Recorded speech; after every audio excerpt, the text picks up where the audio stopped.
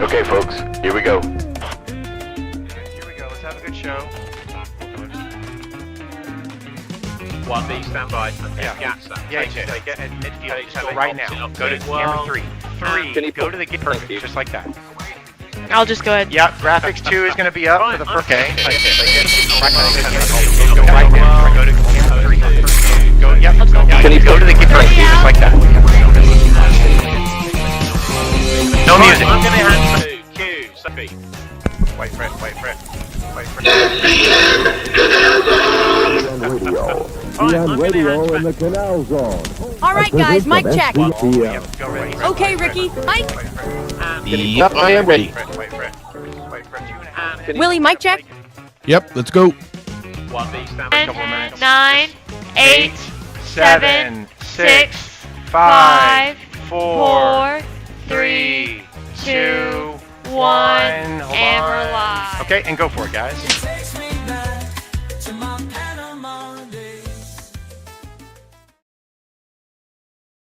It is 8 p.m. Eastern Time. It is 5 p.m. Pacific Time. And it is still, for one more week, 7 p.m. Canal Zone time. It is Happy at the Balboa Yacht Club. And here we are, ready for another great show, another great trip back to Memory Lane in the Canal Zone. Ricky, how's it going, man? Happy Friday. to you. Bueno, Willie, gracias for again. Show 102. I like keeping track now. It's just kind of nice to say 102 shows. I know, Well, right? everybody, welcome back. And to all our new viewers, we are the Happy Hour at the Balboa Yacht Club, a podcast that's all about the Canal Zone then, the Panama Canal today, all about its history, its founders, we like to talk about them, its people, and its way of life. AKA, this is the home of the Mango Heads. I got that right again. And home of the Canal Zone Zonians. And guys, to that, we start our weekly podcast with a toast. Salute to all you guys out there and welcome. Absolutely. Salute. Happy Friday. We of course love to start the weekend off with you guys. Don't forget to subscribe to the channel there. We now have 2 SCN Canal Zone channels on YouTube. SCN Canal Zone Channel 8, Fort Clayton, and Channel 10, Fort Davis. So either one, you can watch it there. Of course, you can watch it on the Facebook channel as well. So got a great show tonight. We've got an action-packed show. We've got 2 guests booked tonight, which is kind of a new one for us, a new adventure for us, or new plateau, I guess, for us. So we are going to be moving quite quickly through a couple things, but some really exciting guests because there's a lot of cool stuff going on there. But then again, of course, it's still Happy Hour at the Balboa Yacht Club. We still want to talk about what's going on in Panama, what's upcoming, what's been going on. Of course, right now the Canal Zone reunion is front and center. Don't forget, guys, that there is registration has just gone on just recently, so keep that in mind. CanalZoneReunion.com is the website. Also, there should be, let me see if the banners are still there. Let's see, where is it? Canal Zone Reunion. Anyway, CanalZoneReunion.com. On Facebook, you can get them also, Facebook.com/Canal Zone Reunion. But make sure you go on and sign up. They have a registration form. This is, again, a reunion that's filled with experiences, right? It's not a mingle in a hotel and kind of reunion that way. So a lot of it does require reservations and tickets, and book them ahead of time. They're limited space on a few of these. So don't be late. Don't show up, January 21st and expect to find tickets to a lot of stuff that's probably going to be sold out. This thing keeps growing every year more and more. But you can still come, though. You can still come. I mean, 100%. you don't get in, you can still come. They got events that you guys can all participate in. Yep, absolutely. So, Hey, Leaf, what's going on, Leafy? good to see you, man. Good to see you. Salute with a Panama beer. Yes, that's the only way to do it, is with a Panama beer. It's Happy at the Balboa Yacht Club. How That's they it. do it, man. Here we are. Absolutely. I mean, we are definitely at the yacht club, guys. Friday night at the Jim, yacht. good to see you as well. Happy Friday to Really, you. man. We've been getting this big baseball news all over the place. Yeah, no One big news. I don't know if you guys are aware of this, but if you're watching the games, there was an exciting game this week where this one guy hits a home run to put their team into the World Series for the Toronto Blue Jays. This guy's name is George Springer, right? He gets up there. I mean, every kid's dream, hit a no kidding. that home run at the end of the game to win, right? But the guy's name is George Springer, and Why do you go bring him up though on our show? I wonder. well, go be check this out, Willie. He's actually a Zonian. Okay. And yeah, so his grandfather was born 1932 in Balboa, lived in La Boca, Silver Row, La Boca, Okay. and went to school in the Canal Zone. They had the school, so he went to school there. And as soon like all of us, when he graduated from high school, he took off to the States, and he got a pitching scholarship. His grandfather with the same name, George Springer Sr., at Teachers College in Connecticut, which today is like a state college. And he was actually a pitcher as well. And he was one of this guy, his grandfather pitched in the Connecticut in 1950. This is only 3 years after Jackie Robinson, played Wow. it. So he became later a big civil rights activist, from Okay. Right on. experience. But his grandson with Zonian blood, he hit that home run. They got the Toronto Blue Jays into the World. And it was in Game 7, late in the game. It was a Late. homer, wasn't it? Yes, and let's give kudos to him. He was a second generation Zonian. His parents came over from Oh, right on. and St. Lucia to build the canal. So you don't get you don't get much Wow. more Zonian than that. Yeah. So No, George Springer, right on, man, and Good for you. let's go, man. Hope this team win, of course. yeah. And Yeah. I'll tell you what, it's been the other thing, just as a baseball fan, Mhm. to watch because it's the Dodgers now and the Blue Jays are in the World Series. And the pitcher for the Dodgers, this guy, if you don't follow baseball, is doing something that nobody's done since Babe Ruth, Since which Babe was Ruth. be That's a correct. dominant pitcher and be a dominant hitter, because pitchers don't hit. I mean, they're supposed to now, obviously, because they've gotten rid of the whole DH thing. But it's pitchers hit, and it's always been known that if you're playing, for example, in the National League back in the day where you had pitchers always hitting, typically your pitcher was the ninth hitter. It was the last one in the lineup because they just couldn't hit. This guy just put the Dodgers in the World Series by having, I think it was 10 strikeouts in the game and 3 home runs. I mean, just incredible athleticism in baseball to dominate it in the two. I guess what are really the two dream places to be in baseball, right? It's the guy at the plate swinging and the guy on the mound pitching. And Yep. he's dominating both of them in the best of the best levels too. So you guys watch the World Series. You go see a Yeah. Zonian play versus the best player that's ever played baseball. Well, that's what we have a little bit there, Willie. Sorry to interrupt on that. No, that's really cool. Shared I mean, that. It was a good thing I read. it's exciting. Baseball is one of those sports I've my mom, she was a huge baseball fan. I mean, religious baseball fan, and would watch every single game from day one till the end of the season, 162 games later.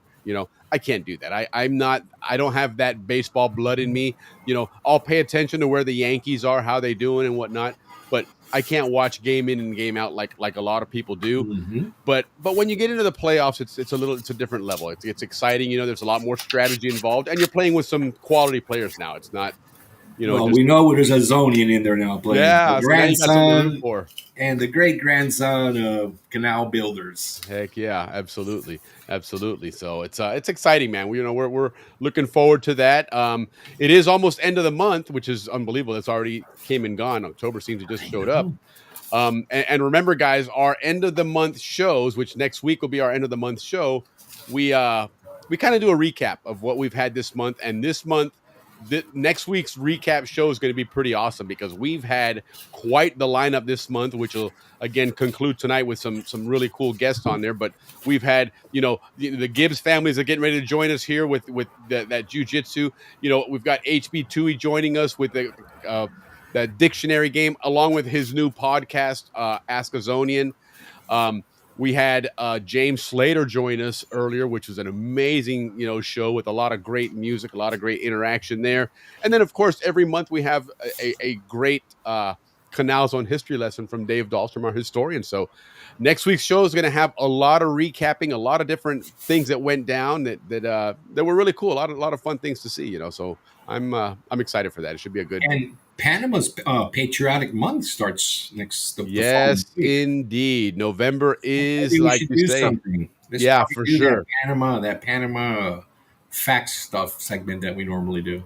Yeah, I think it's a Okay. great month to do those because you're right, absolutely right. It is, Panama, as you know, Panama's history is one of, if they wore rings for independence, Panama would be like Tom Brady.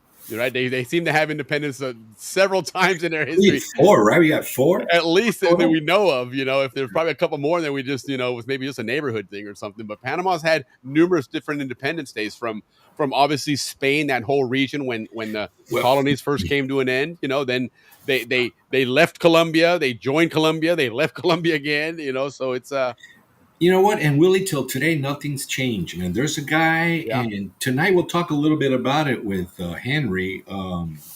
This guy Harris, what's his first name? That interviewed a few people. That Johnny Harris. Yeah. I don't know if you guys have seen that guy's YouTube documentary on the Canal Zone, but even he, who 2 weeks ago put this out, was talking about how everybody wants the Panama Canal. So he did a documentary on what is this Panama Canal that everybody wants. So from back in the 1500s till today, nothing's changed. Everybody wants a piece of the Panama. The more they change, the more they stay the same, right? Yeah. Yeah, no, it's amazing, and HB is going to talk to us about that as well because he was interviewed recently, and it kind of He was on the show, right? helped to kind of reignite this Ask a Zonian project that he's been working on for a long time, and he's finally getting it off the ground, and it's pretty cool. It was fun to see some of those. I mentioned it to my dad, and how many Zonians does it take to change a light bulb? And it's that old silly joke about how many this, that, or the other, but it has a different ring to it in the zone because obviously the answers have to do with what you got to call housing and things like that. That when you tell that story to somebody here in the States, and heck, for that Got a matter, hold of rum and coke. well, but just the whole concept of housing, right? Mm-hmm. That was very foreign here in the States. If you got to get something in your house, you find someone in the yellow pages, and or I guess now and you Google it, but you find a repair person. And then you go to Home Depot, you go to Lowe's, and you buy your stuff in the zone. The gardeners too. Remember the gardeners that come with those machines? Absolutely. Remember the long the caravan, the trucks with the wagons for the garbage? They would pull them in the they were like Bronco Jeeps or something, and they'd pull up and load into the garbage on those things. There was so much there that remember the garbage collection. You know what? They were so clean. I don't even remember them picking up garbage. When did they even pick up the garbage? They had those big garbage bins, and they had them on these little dollies, and they would dump your garbage into those, and they'd take those and dump them into the it would pull up, and they were connected like oh yeah, we had those tin they were buggies on wheels like trailers, and they were all lined up and hooked up. I remember that. Yeah, that was all of that stuff was part of our maintenance in the zone. Mm-hmm. You needed something like that, you called housing, they came and got it. If there was something like that with garbage, they had the garbage people. Everybody was. It was part of the community concept and stuff, and so these kind of jokes like that, like he was telling, there's a different ring to it that becomes silly but fun to the Zonians because we can relate to that. Yeah, call housing. You tell somebody here in the States, they're like, housing? What the hell is housing? Right? Yeah. Just call housing. What is right that? There in itself. Just call housing. Exactly. So it just kind of gives it a fun twist. But HB, obviously his background, in acting as a thespian and all that, gives it a great flavor. He has that just from watching that initial episode, it almost has that Stephen Wright quality to it. It's very it's a purposeful humor to it that I love the way he presents it. So that's going to be a lot of fun to see that. Mm-hmm. And again, he's going to be our new referee for our dictionary that, Ricky and I kind of face off on some trivia from Carl Berg's Dictionary of the Canal Zone in the Panama area. And now we're going to take him on as well and see how prepared he is. Well, we have to, because you know what? This guy is his new thing. Oh, yeah, Willie, man, look we have a full house tonight. Let's get on to some comments. Yeah, we do. Let's say hello to a few folks that have joined us here. Yeah, wow, lots. Hello, everybody. Jim picked up garbage even on Christmas morning. They did. That's absolutely did. These guys were great, man. They would all, do their thing and then come into your house or underneath and you'd hear the garbage. Because remember, we had the big metal garbage cans, right? They The had metal ones, yeah, big with the lids on rivets them. on it all the way around. Yeah, right. Absolutely. From Northern Kentucky, guys. So Chris is on the ground at home in Northern Kentucky, or as he likes to call it, Cincinnati or Capitan. something like that. Yep. And Steve, hi guys from Georgia. Yeah, it's gonna be a Hello, good Steve. show tonight. There's gonna be a lot of fun here talking jujitsu and talking Zonian lore, I guess you could call it. Right. That's gonna be a And lot of remember fun. the show we had with Steve and all that now is manifesting itself? All those, All those things all that he was had that going inside on. track on. Sure enough, it came out to be true, didn't it? Yeah. Oh, goodness. Yeah. Jim, how you doing? Good to see you. Hey, Mr. Jim. Are you going to take your calls? Yeah, listen. I could use some little help there for sure, man. Leaf is a little with the panel. Yeah, we talked about that earlier. Good deal, guys. Excellent. So listen, hey, let's move right along here, guys. We've got a couple of guests that are on queue right now. They're standing by to join us here, and then of course later on, HB is going to join us. He's also in the green room watching intently. So without further ado, we have two of the dynamic trio that is the Gibbs family. So we're going to go ahead and bring these guys on here, and they're going to talk about some cool stuff, some jujitsu. Ricky and I were talking to them last night a little bit, and just understanding what everybody knows what martial arts is, and jujitsu is certainly a familiar term, right? We know what jujitsu is, but do we really know what jujitsu is? We just know that it's one of those martial arts. We're going to learn exactly what that is, what versus what karate is, because Ricky had a great question last night. Is it like karate? Is it like judo? And so we're gonna figure all that stuff out here. But we're gonna learn from some champs, man, because these guys are.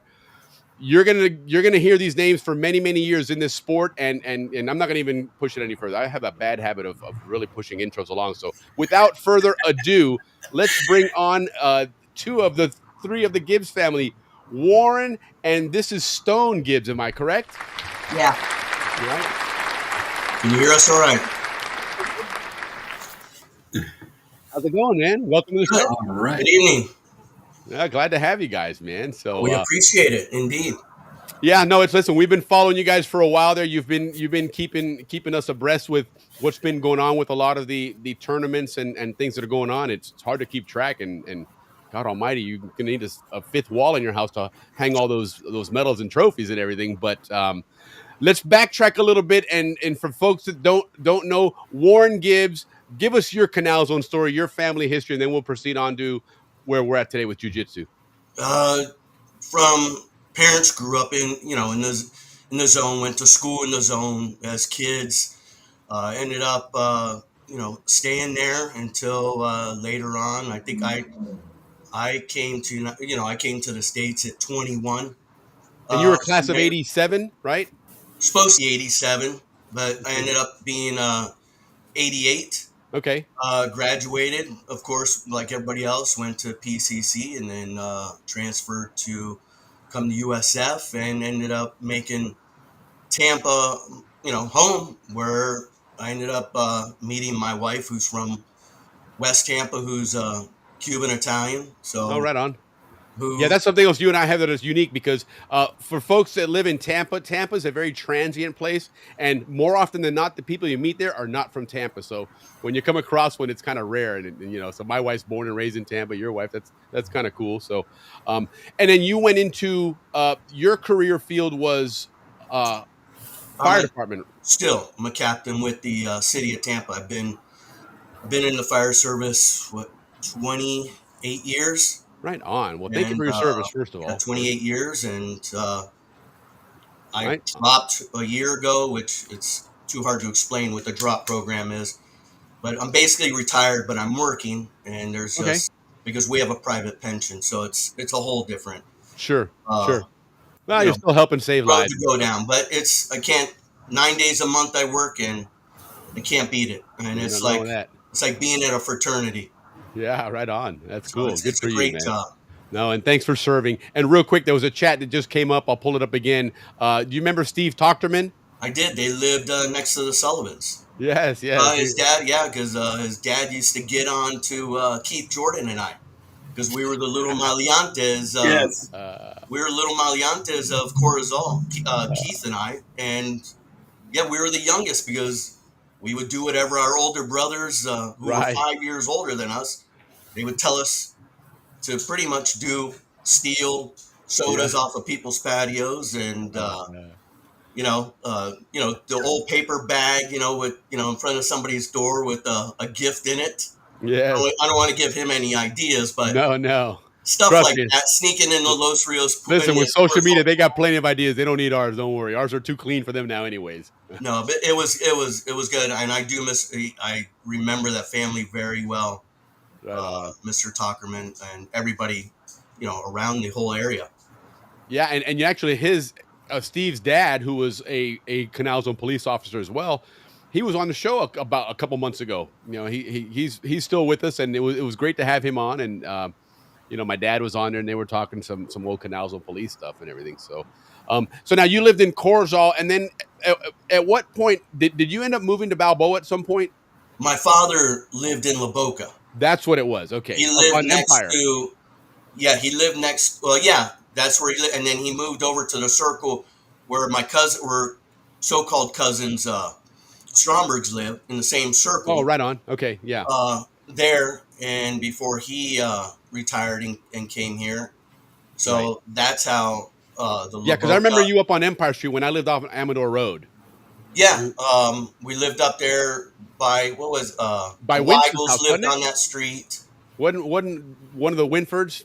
Not Bill Yeah. Winford, but his dad, but his next uncle. door. Yes. Next Yeah, door, my dad and used to then- always hang out there. Yeah, My and dad then, and Bobby Winford were very, very tight. Yeah, That's and cool. then so did that was with Ricky Davis, the Davis girls. Oh, They Patricia and They lived right at the entrance, yes. going up next to Ooh. Weigels Yeah. That's right. is where they lived, and then they had the field in the back that I used to do ride motorcycles back in. Oh, that's Empire, right, where Yes. Adam Metz used to live, and Yeah. Sadowski, Absolutely. The Paynes lived up there too. Paynes, and today is where our sponsor, Captain Andrew, lives. Yes, he's got his Oh, and Kay Ritchie. well and also Yeah, so did the Seymours. Remember not the Seymours. There's my brother Keith right there. Yeah. The Sequist also lived on that street. Mm-hmm. Keith is on there. Yeah, Bobby Winford and my dad were very, very good friends. They hung out a lot together. They Yeah, they spent a were lot good of time people. together. Very good people. Yeah. But That's for sure. so now you moved to the United States. You went to USF. You became a fireman. You married, started a family, and you've always. I remember even from when you first moved up here to Tampa. I remember way back in the day. You've always been into the bodybuilding and stuff and working out. That's your thing. And then you get into the whole martial arts. Or what is the proper term, I guess, to call it? For Yeah, the I whole mean, thing? it is a type of martial arts. Okay. It's the closest thing. It's grappling. Okay. Is what it is. There's grappling. There's wrestling. So it's something that was that Helio Gracie had started his form of jiu-jitsu in Brazil, and like I was mentioned before to you, it was for the little guy because he was small and his brothers were big. It was for the smaller guy to be able to submit Sure. a bigger guy, and I'm not the biggest guy, so Right. it comes in handy. And Sure. I mean, there's guys smaller than me that are just incredible that'll just wrap me up, even though I'm 195 pounds, and there's guys that are 150. Their technique is just incredible, and Right. it's just before you know it, you're getting choked out. Sure. Well, you can in boxing, which a lot of us are more familiar with boxing from growing up watching it. Back in the day, Tommy Hearns, that was one of his big advantages. He had that long reach, and you keep people away from you. And by the time you get close to him, you've already been hit 3 or 4 times. And so, reach was a big, big advantage. And when somebody figured out in fighting how you can nullify that long reach by getting up inside and grabbing and stuff, and so Stone, your history on this, how you got started, and let's just learn all about you, man, because I've watched stuff, and I'm going to queue up a couple of things here to watch, man. You guys, it's pretty amazing what you do, man. It's not a free-for-all, is it, by any stretch? There's a lot of technique you're doing there, correct? Yes. Right on. All right, so tell me your story, man. How did this all get started with you? So he used to train at where was it? Well, I used to train at a gym in West Tampa, and then COVID happened. The gym closed for a while, stopped training because of COVID. Right.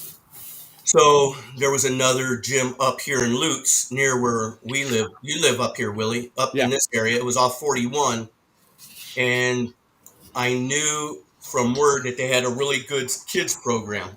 So I said I would go in there, check it out, and train there. And it's right now it's a #1 kids program and academy for sports jujitsu, which is what we do, which is actual fighting tournaments and all that.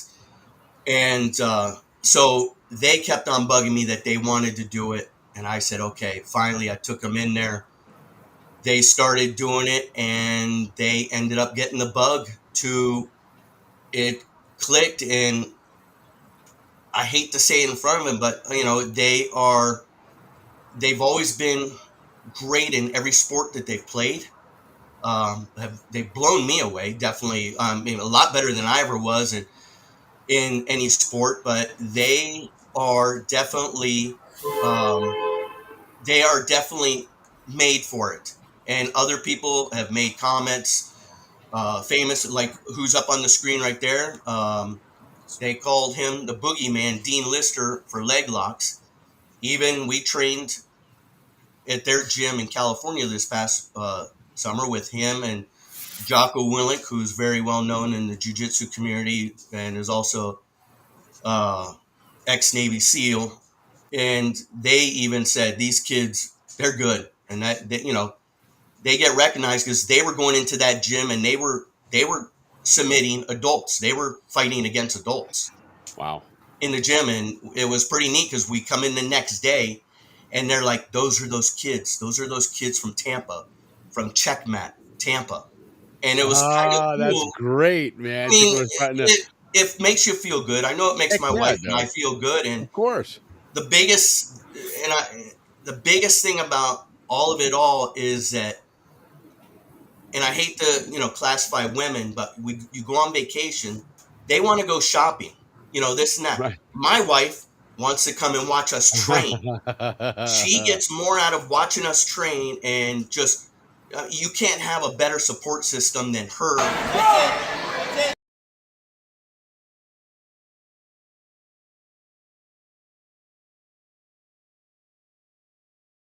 Get recognized. Matt Arroyo, if anybody follows stuff, he was in UFC. Calls Stone the Kimura King because he submits so many people with Kimuras. And So what's a Kimura? Because you mentioned that last night. What's a Kimura, Stone? So it's where the arm. I don't really know how to explain it, you can but show a grip at least. like if you get this grip, you get like on the wrist. Right. You go all the way over like this, Okay. and their arm goes like all It's the way behind back their to the shoulder. neck, and it like kind of tweaks the arm. Sure. Where, like it could break it. If you don't stop, it'll break your humerus and it'll Okay. rip your shoulder out of the socket. So that's probably a quick way to get somebody to tap out. Wait. What was that again? Grab here? Listen to Ricky. But his fastest one, I think, was that he's in a tournament getting a kid like that. 3 seconds. It's like 3 or 4 seconds. I mean, Wow. he's fast. And other refs had told other refs, you need to watch him because he's fast and you might not catch it and hurt a kid, which he has. Oh, right. Because he's got the momentum going, and it's up to these guys to pull him off and To be able to tap him and say, that's it, tap. right. Because Until you feel that tap, you're still doing what you're doing, right? yeah. Yeah. Okay. What's the worst you've hurt somebody? And I don't want to glorify it because I from what I understand, you guys are very humble and you don't really dig doing that stuff, and you certainly don't want to do it. But what has ever happened where you're like, oh man, this is I think it was at this one tournament, and I remember it was a Kimura, and the kid would not tap, but I had the arm go all the way to like the back of his neck, and I think he had that. I don't think he broke his arm, but it was like close to like Sure. breaking, but that's what I remember. And then at Pans, like in July, I remember I had 4 submission attempts on this kid, and he was icing both of his arms after the match. Okay. That was the number 1 kid. Yeah. Not So, anymore. Okay. Now, what about you? What's probably the one thing you've experienced where you're like, oh man, this sucks. This really hurts. Or you haven't. I mean, maybe it's like, wow, Like yeah, Jerry I'm sorry. Curtis, he's never lost a race. That Right? Jerry, what does it I'm feel not like to trying to come in brag, second but, place? I What? beat the guys up, man. Well, he's never been choked out. So Okay. Yeah. Brenner's Yeah, been yeah. choked out before in a match, like out cold. I mean, he was Wow. on the mat. I've been choked out almost in just training. But it's part of it. I mean, you're back within a few seconds. Sure. But it's very safe. I mean, it is safe. I mean, you just got to pick the right academies, because there are some academies out Of there course. that It's like that anything else. If you train to do it the right way, there's safety measures in place to make sure it's and done the right way. I mean, it's the ultimate uh it's the ultimate humbler is what I say it is. Right. Jiu-jitsu is the ultimate humbler and the ultimate teacher, because you can train to be, you're disciplined, you train hard, and the greatest thing that you get from it, and like the boys get from it, is that they know how to control their emotions. They're humble about it. They don't they don't put it in anybody's face when they win. They Right. check on others, and it's the greatest thing, and that's Sure. what I like about it. And not with that, like my son Brenner said, where he's late from training with the adults right now, but like he said, he said, Daddy, one day when I was coaching him at a tournament, he said, he came up, he said, he goes, it's weird how before we step on that mat, we want to kill this kid, but when we come off, we're friends and we've made new friends. And I said, that's what's great about jiu-jitsu. We can sit out there, we pound each Right. other for adults, it's 10 minutes straight, and Right. you come off and you're friends. You appreciate what they did and Yeah. and what the battle they gave you.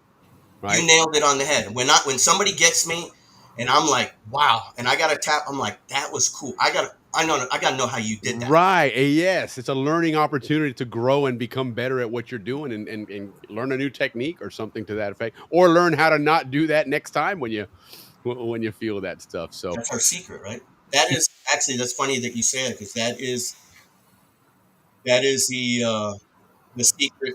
Our secret of jiu-jitsu is losing is learning. And with Stone, with his first couple of tournaments, of course, he got smashed. He you gotta learn, got man. smashed, and I remember he was just a real a-hole to Tiffany and myself, and he was just. And then Jocko ended up talking to him and said, Stone, let me tell you something. When you step on that mat, you need to understand you're not going to win every time, but what you are going to do is you're going to learn.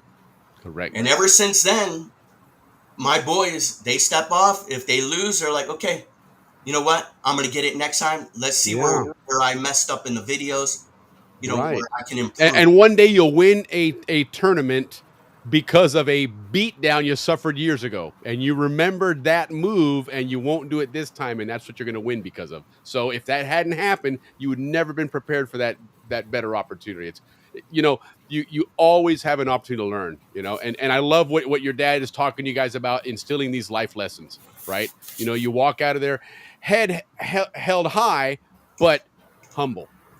Because I'll tell you what, there's nothing more impressive to a fan to watch somebody that can win and be humble, right? Because the opposite of that is really annoying, is to watch that person that, it's kind of like, I always get, to me, it's a pet peeve watching a football game and somebody gets a sack and they're celebrating, do all this. I'm thinking, dude, you're losing 31-3, man. I mean, what are you doing here?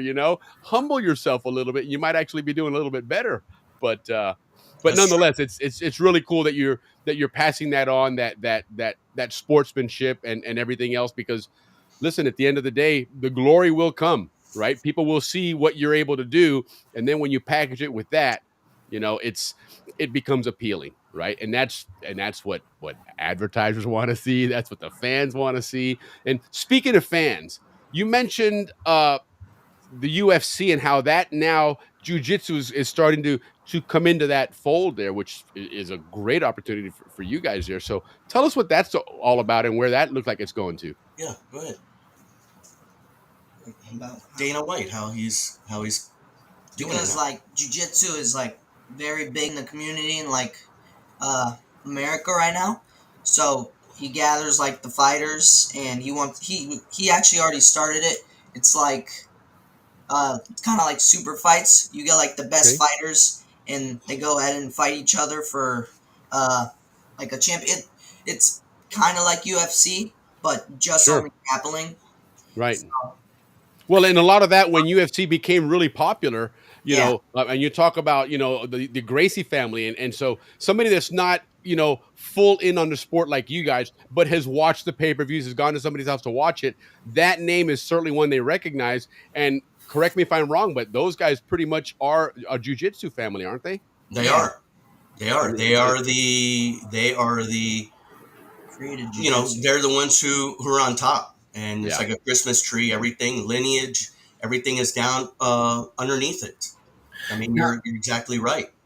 Warren, you guys mentioned last night that recently you guys just participated in a big tournament where your sons won and represented. In other words, they're the champions of the entire Western Hemisphere.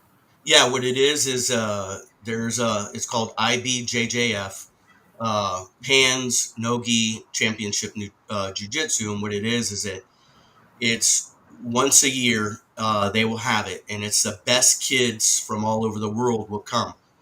And the reason it says Pans, it's for all of Right. Pan North means all. America, Central America, South America, so all of the Americas. Uh, this was their second year doing it. Stone won gold last year for his age and weight group and his rank, and then this year he fought again a large bracket, and he got silver this year. So, and it's a single elimination. So once you lose once, you are out. I mean, Oh, so right on.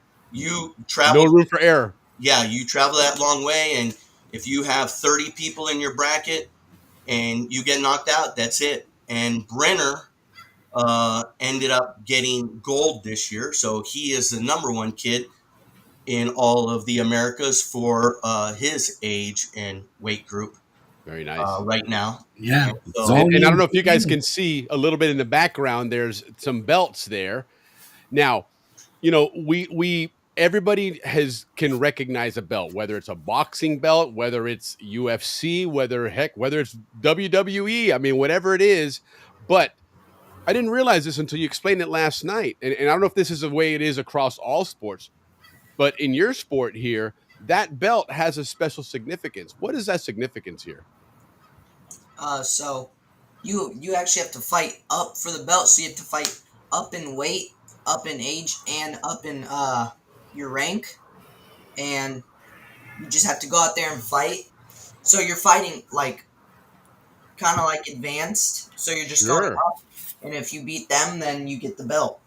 Right on. So again, guys, in other words, in order to win this belt, you have to move above where you're currently fighting at, the weight, the class, everything else. So in essence, you're going into this always as an underdog to fight for a belt. yeah, Is I think the fair way of putting it. it's considered an open class. Okay, right So on. you got to fight, and if you And Stone, how are many of those number belts one, you have? you get the belt. Nice. Stone, how many So- belts you have? I have 2 belts. Nice. 3. You have the 2 Nagas, and you have this one that you won the $500. No, you got 2. Well, okay, but you might be right. And then he won that one. That was the one Willie. That he won the $500 also. They both did Very nice. because they decide, okay, yeah, we'll do it. Why not? And they ended up pairing them up with kids, higher ranked than them and That's weight. And said, fantastic. yeah, we don't care. We'll do it. And Heck yeah, man. they won't stand down. They'll take the challenge because, Sure. like you said earlier, I mean, It's an opportunity to learn. failure is good. I mean, Yes. failure is a good thing. The uncomfortable feeling that you get from failure is There's a no great better thing. way to learn than failure. That Yeah, is the because best when you have opportunity you have to victory, learn. Right. that feeling of victory, Yeah. it makes it worth it. So Hey 100%. Stone, I got a question for you. When you're up there and you're winning, I've seen some pictures where you have the Panamanian flag. Tell me, what does it feel like for you when you put up that flag, and what kind of what kind of response do you get? What's going through your mind when you go and you Um, put that flag up there? I do it because he's from Panama, and like, what would you say? it's your lineage. Yeah, and I like to represent Panama. Yeah. And there's We not, love it too, buddy. yeah, there's like not a lot of people out there that you'll see doing jujitsu that represent Panama. So me and my brother, we like to represent it, hold the flag up there on the podium, and just show the people. Right on. And you Right do it on, well, man. man. We appreciate you Thank you. Yeah, representing that Panama comes for from the sure. heart for all of us. Yeah. You got a whole bunch of new fans, Yeah. and we do Yeah. appreciate that you do that. And it Well, feels Ricky's good. uncle's probably watching the show because he watches it a lot, and his uncle used to be the president of Panama. So you might That's have a correct. guy rooting for you, man. It's like, some serious fan action going on from Panama right there, dude. But hopefully Absolutely. we'll be down there. Hopefully they're going to set that one up for March in Panama. In But December. yeah, that'll be cool. Oh, That'll tell be us cool to about that. follow. Yeah. Tell us about that Um, tournament, Panama. It's another federation that's by the Saudis own it, and it's called AJP, and they do a lot of the Central and South American tournaments, and so a lot of the Panamanian tournaments are usually in March, April time, and sometimes the end of December. I guess they do like a final year one, probably Sure. a championship. So the boys and I, we decided we'd like to go down there and try to collect some medals Heck yeah. and see what it's like going up against some people from there. I mean, Yeah, absolutely. It'd be kind of nice to go into their home territory and win some medals, huh? yeah, it'll be a good Heck challenge, yeah. and to be able Right. to bring a medal back, here, international will be pretty cool. But Now, have we're your gonna, kids been to Panama? A lot of times. Oh, good. Right on. Awesome. they love it. Good deal. Good deal. They love So now Panama. let me ask you, grappling, and I saw in some of those videos, and earlier I was watching another one of your videos where you had a tough time with somebody, or you were really working it, but you can see where you're, for example, grabbing, if they have a belt or something, you grab that, I guess, to get leverage and stuff. So what is your, I guess, your favorite equipment or apparel to wear that might give you an advantage or something that you think is because anything to get an edge, right? Yeah. I love to wear Kings, Geese. the Kings gis and their nogi stuff. I So love what's a gi? Tell the people in the audience, we don't know what a gi is. What's a gi? gi. You like a kimono? It's Okay. like, I don't know what you would like. Kimono. Yeah. They Yeah, don't- it's the official uniform then for the sport. Yeah. Right on. There's Black Armor and Jungle Athletico. I love all their stuff because it's just like, it feels good, and it's like, it's not like, I don't know what you'd call it. It's not like some bad like fabric. It doesn't shrink. It's Okay. good, and it feels good when wearing it. Sure. Which company was that? Kings and Kings. It's Kings. In other words, that material is real flexible and it stretches with Yeah. you and it doesn't impede any of your movements. Yeah, because we all, it's just like, clothing. I mean, you have certain stuff that you wear that you think feels good. I mean, I have certain gis that I don't like certain brands. I like, Right. there's only one gi that is American made. There's only, because all of the other ones are all internationally made. All right. And there's only one gi that's made here in the United States, and that's Origin. Origin. Origin Maine, which Okay. is which Jocko Willink owns part of. And the gis are just so good. They're lifetime. And I like it that it's American made. Sure. 100%, lifetime, warranty on it. Not that much happens to it. Right. And I like to feel it, and another Typically, one when someone gives you a lifetime warranty, it's because it's a quality product because they're not yeah, concerned about having to replace it very often. they stand behind the product. I mean, all of 100%. their and War Tribe, which is another one that Tim Kennedy, who was another UFC fighter, special ops guy, has in. I don't think Stone, because I remember in other shows you were like, well, no gi. The difference is with gis when we wear the gis, the kimono type, Right. is that it's easier for grips for us Sure. to grip sleeves because you want to control, the arms, you want to control the legs, you want to, 3 points of contact. And Stone, you can take pull part of their gi out and you can choke them with it. Oh, wow. Okay. You can choke them, with the with it, and all And it's that kind legal. of stuff. And then with you don't have the gi, when we have our rash guards and just shorts, or no rash guard, just shorts. It's a lot harder for the grips and all that because you're sweating Sure. and all that. So it's a lot harder. Right. So you've really got to know what you're doing, and you have to have a game plan. When you go in, like he always has a game plan before he steps on that mat. He knows in his head, this is what I'm going to do. This is what I'm going to start out with. So Stone, let me ask you, talking about game plan then. So you see your opponent comes on and he's wearing a gi and maybe it looks a little loose fitting. Is that going to change then your strategy? Not really, but it could give some advantages because there's more things to grab onto, Sure. and like because no gi you can't really do too much with the grips because they're slippery. But gi, Right. if they have a loose gi, there could be disadvantages for them, but advantages for you. So Gotcha. Interesting. And what's your preference? Obviously, I'm assuming no gi. yeah, probably no gi right now. Ready for a lot of no gi tournaments. So Right on. So, what is the future lie for you the next couple years? Let me backtrack real quick. How old are you? 13. Okay, so 13, you're still got a lot of schooling ahead of you and everything else. But what is the future lie for Stone Gibbs and Jiu-Jitsu? I would love to keep training it till I get my black belt. And once I get my black belt, I'm gonna keep training. Hopefully, be very successful with it. And do a lot of tournaments on stages and like out there, and Sure, do a lot of things that all the like professionals do right now. heck yeah, It's my dream to do that stuff. Maybe even absolutely. UFC.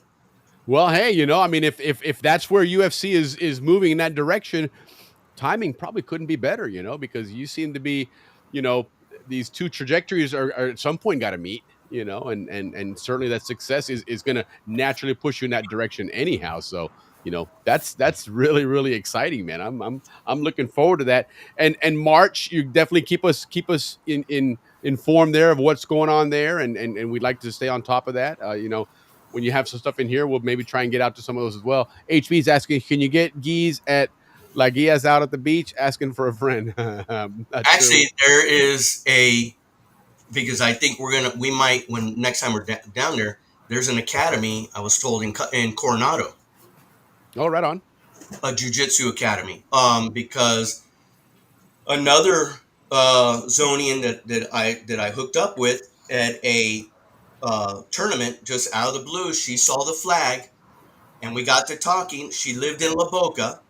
She was younger than us. Right. Her sister graduated with Gladys Hadaball. All right. And Cool. they lived over next to in La Boca, next to the Kaufmans. In fact, Stephanie Wilson, her son Okay. Sterling. We saw them this past weekend, but they came to Tampa. I forgot where, or Orlando. We saw them. We ended up talking. And ever since then, we communicate. Hey, we're going to this tournament. Sure. And Cool, man.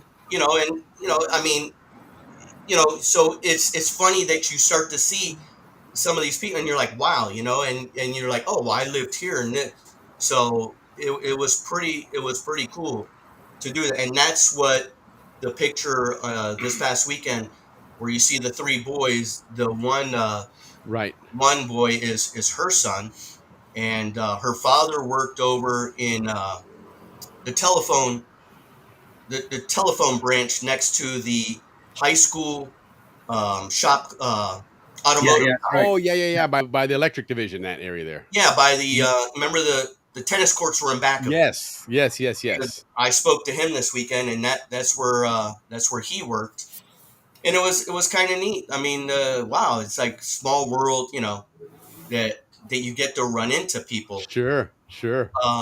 So that's pretty cool, and it's like I said, and like he said, he's wants to keep on doing. I mean, I'm 56 years old, I'm still doing it. I Yeah. mean, I like it. I'm still getting you know smashed, beat up, but it's worth it. And Well, and it's cool that it's something you can do with the kids. I yeah, mean, and and, that's and it's I'm a starting to lasting see them legacy there. when Right. I roll with them. I can start to see their strength is coming in for stuff, to Sure. try, and a lot of times I'll give them indicators. I go half speed, I'll try, and Sure. set up stuff, and which is great. And it's fun to be able to do something like that with your boys Yeah, and certainly. be able to. And the biggest thing about the whole thing is that Tiffany is the biggest, supporter of it. Right. She's Yeah. all like into it. I mean, she's like a manager, and so Sure. that is the best thing, to have a wife that supports Yeah. 100% the Yeah, when I sport. was coaching soccer, my son was playing soccer, my wife got into it and I mean, really got into the sport and started helping out and assisting and whatnot. But it's really cool when you get the whole family involved. It makes for a great time. And I mean, it's as we get older, we start to miss these things, and so it's good that you're creating that legacy with them and instilling that in them. So Yeah, it's good for good you for guys. you to keep, because you don't want to be stagnant when you get older. 100%, I mean, believe me, I hurt, but that's why every morning Yeah, but trust me, you'll miss it when you're not doing it. You're gonna I miss get it, in my man. ice bath every morning, Yeah, there you go. religiously. I get in that, and I feel better when I get out of it after 6 minutes. Yeah, but you've created lasting memories for your family, and that's the best part about it. Outside of That's what everything Ricky else, was. yeah. Ricky last night said that he was hurting. Hey, what? That's Oh, I right. had my Yes. knee. I have a little bit of arthritis, man. So a little inflammation, and a little liquid in the Yeah, we knee. get to a point in That's our age now that we just 62, live with yes. pain. Yeah, That's No, but called years of Nice football and skiing. Yeah, paying the yeah, price now. that'll do it. For me, it was pitching. That's why my shoulders all shot to shit. But well, I won't regret it. Don't do it. Wouldn't exchange anything for the world. But so listen, guys. Thank you so much. We had a great time with you guys. Miss Brenner, we'll get him on the next go around here. But Stone, much success to you. We're looking forward to keep following you here. We're looking forward to seeing you on UFC, and maybe you'll give us a coupon for a discount on that pay-per-view fight one day. But either way, it's been a blast watching you doing these things, learning about this sport. Want to have you back again, give us the rundown when you get back from Panama and let us know how that went for you guys and whatnot. But anything you want to close out with, anything, any sponsor you want to plug or something, go at it, man. Well, who takes care of us? Well, of course, Jocko Fuel. Oh yes. Right They on. they take care of us. All the Jocko products. You know, There you go. we like to represent them. Kings. Like he said, King's Gear, Jungle Athletico. Jungle Athletico. Good deal. There's Well, another you're certainly doing these guys proud because they're, if they're looking for exposure, you guys are on that stage seems like every tournament holding up a trophy or a medal, man. So you definitely are. They're getting their money's worth for sure, taking care of you guys, and so you're returning the favor. But again, guys, thank you so much. Continued success, and we look forward to hearing from you guys maybe when you get back from Panama in March, man. And thank you for always supporting us. Oh, it's a blast. You guys are fun to watch, man. You guys have always been good. Yeah, no, listen, we love to see Zonians that leave a big legacy in the world, and you guys are certainly doing that. So love seeing, like Ricky said, love to see that Panama flag up on that stage all the time with those gold medals and belts, man. So keep at it, man. Keep up the good work and much success to you guys. Good luck and take care, guys. Have a great evening. Indeed. Have a See you good guys. night. Take care. Bye-bye. All right, guys.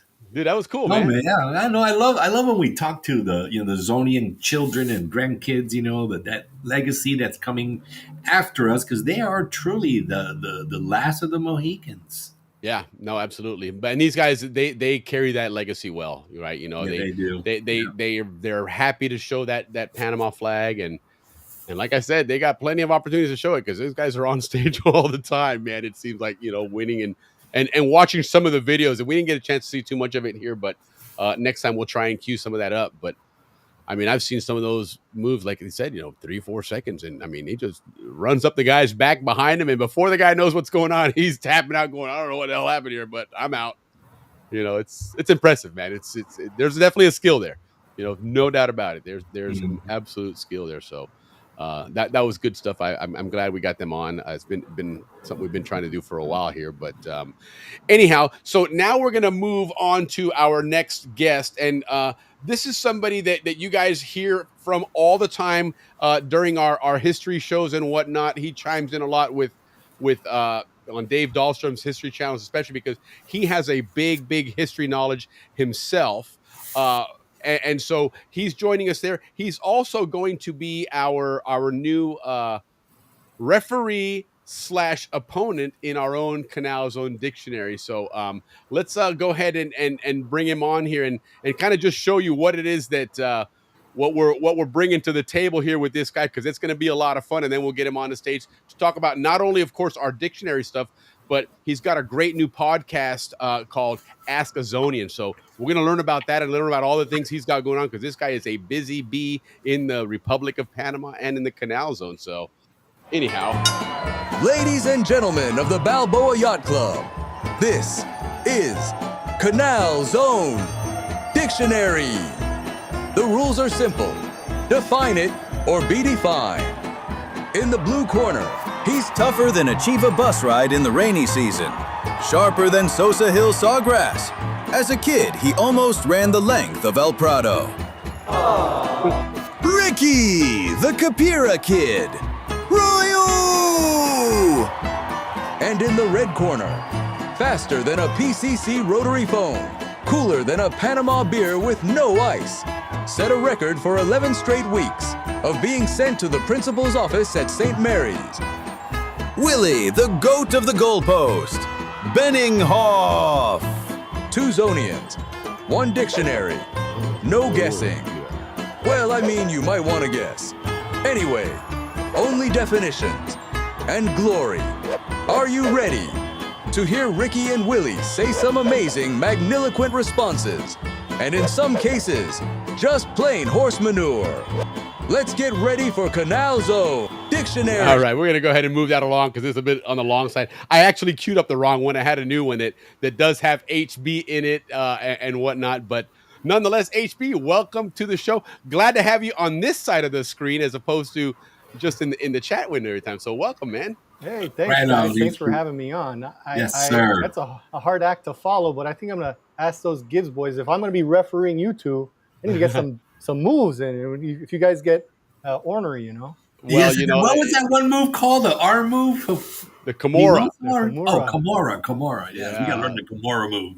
Yeah, no, we get a little rowdy here, but we'll try not to get too rowdy. But if so, they are on standby there, so we might have to bring him in and give you a tate quieto there, and whatnot. But cool. Well, HB, give us, first of all, like we did with Warren here, a lot of the folks that are on here watching, they hear you chime in all the time. You have a huge Canal Zone history knowledge, and we're going to kind of cover some of the things that you do with that knowledge, with the cruise lines and things like that. But give us your family history, where you started, everything. I know, of course, your dad and my dad, we were chatting about it today that your dad used to like Mai Tais. and they would have Mai Tais when you guys lived up in Tavernilla, and they'd get off where the police station and walk up there and have a few cocktails. That's true. Give us the Tui story. All right. So, when David Dahlstrom was on, he mentioned the Chagres Society. He also mentioned the Cristobal going through. So I pulled out my Chagres Society yearbook, and I pulled up my great-grandfather's entry. He was a charter member of the Chagres Society. He had to have worked on the canal for 6 years. So I pulled up his entries because I mean, I just got to read it to you. John J. Jackson, born in Boston, Massachusetts, June 7th, 1872. Educated in the public schools in that city, entered the wholesale grocery business in the year 1884 and remained in that line until 1898. Appointed as clerk in the War Department on November 12, 1898, and reported to General Charles F. Humphrey, Chief Quartermaster, Division of Cuba at Havana, Cuba, on November 19th, 1898. Was with the Chief Quartermaster of the China Relief Expedition in Tianjin and Peking, China during the Boxer Rebellion outbreak. Wow. Reported the Chief Quartermaster Division in the Philippines on June 5th, 1901, and remained in Manila until November 1903. On duty at Washington, D.C., under direction of the Quartermaster General of the Army from December 1903 to July 1905, and accepted an appointment as Chief Bookkeeper with the Isthmian Canal Commission on July 20th, 1905, and reported for duty on the Isthmus on July 26, 1905. Now employed as United States Requisition Officer in the office of the Depot Quartermaster at Mount Hope Canal Zone. So, wow, what a legacy, he was man! bouncing all over the world. Yeah, man, don't unpack your suitcase, man, because you ain't coming home anytime soon. I found of his one of his letters that described, because this is the sugar-coated version, but I found my mom, Carol Toohey, 1959, Carol Hogerson. Very nice. I found his letter because the way that he was hired, it was a little different from the sugar-coated version that's in the Chagres Society yearbook. He was in the Philippines, and he was in charge of, he was a civilian, but he was in charge of the Army's assets as they were acquired in the Philippines. And he did such a great job. They're like, we're going to send you to Panama. He's like, I'm not going to Panama. That's where people go to die, you know? Right. So, that was the reputation back then. Yeah, no absolutely, kidding. Absolutely. And so what they did is, his commanding officer in the Philippines told him, I was like, you've done great work here, but you're fired. Report to Washington immediately. They sent him to Washington, and they told him, they didn't offer him the job. They said, you're going to Panama, and sent him to Panama. And one of his, the description that he put there, one of these days I'll pull it out and read it, or make some sort of... Is that would be kind of referred to as a backhanded compliment, I guess, in a sense? Yeah, right? I mean... Because, listen, I got to fire you to force you to do this. Why? Because you're the best and we need you. Exactly. So that's kind of cool, man. The way that he was hired, so he was always in between the ledgers, but his first task was, and the first year the canal wasn't that successful. Right. If you compare the United States to the French actually excavated more in their first year than the United States did, because the U.S. had put in so much bureaucracy to avoid what would happen to the French. They wanted to make sure no money was mismanaged, so everything had to go to Washington. Yeah, and come back. Every single decision had to be, if we think the bureaucracy is bad in Panama now, imagine what it would have been like for that first year. And that's what eventually caused that first... would Stevens finally resign because of that? No. The first one, the first administrator, he resigned because of that. And then Stevens was brought in for the railroad. Yes. That's what it was. So, yeah, but he said, this is just ridiculous. That you got to have 90 sheets of paper requisitions just to move something 1 foot over this way. Was it Buchanan? Roosevelt. Was it Buchanan? I want carte blanche. I want to be able to call right. all the shots down there without having to call. And so Roosevelt's like, go. So my grandfather, what he did was, his first order of business was to put everything in order. And so he had his day job, and it was building 1 in Colón. They emptied the whole top floor of the building, and they put all the papers in stacks. And every night after work, him and his employees would go there and re-input everything into the ledgers until they had every single thing in order. And he was like, I've been here for this many years. He lists out the accomplishments that he did, above and beyond to try to get the ledgers in order. And he's like, I want to raise. He was making $2,000 a year. Heck yeah, he seems like he earned it. Yeah, so it was interesting to see the juxtaposition of his entry in the Chagres Society yearbook and that letter that I'd found that my grandmother had kept all those years. So, right. So we moving things right along. He got malaria. He almost died from it. Wow. And the nurse that coaxed him back to health, he ended up marrying her. And my Makes grandmother sense. was born in the town of Culebra, which is Okay. now excavated. So Right. Right. if people Wow. ask me where my family's from, I was like, they're from Culebra. And only a few people from Colon actually know where that is, you know? Right. Yeah. So Wow. my grandmother was born in the Canal Zone.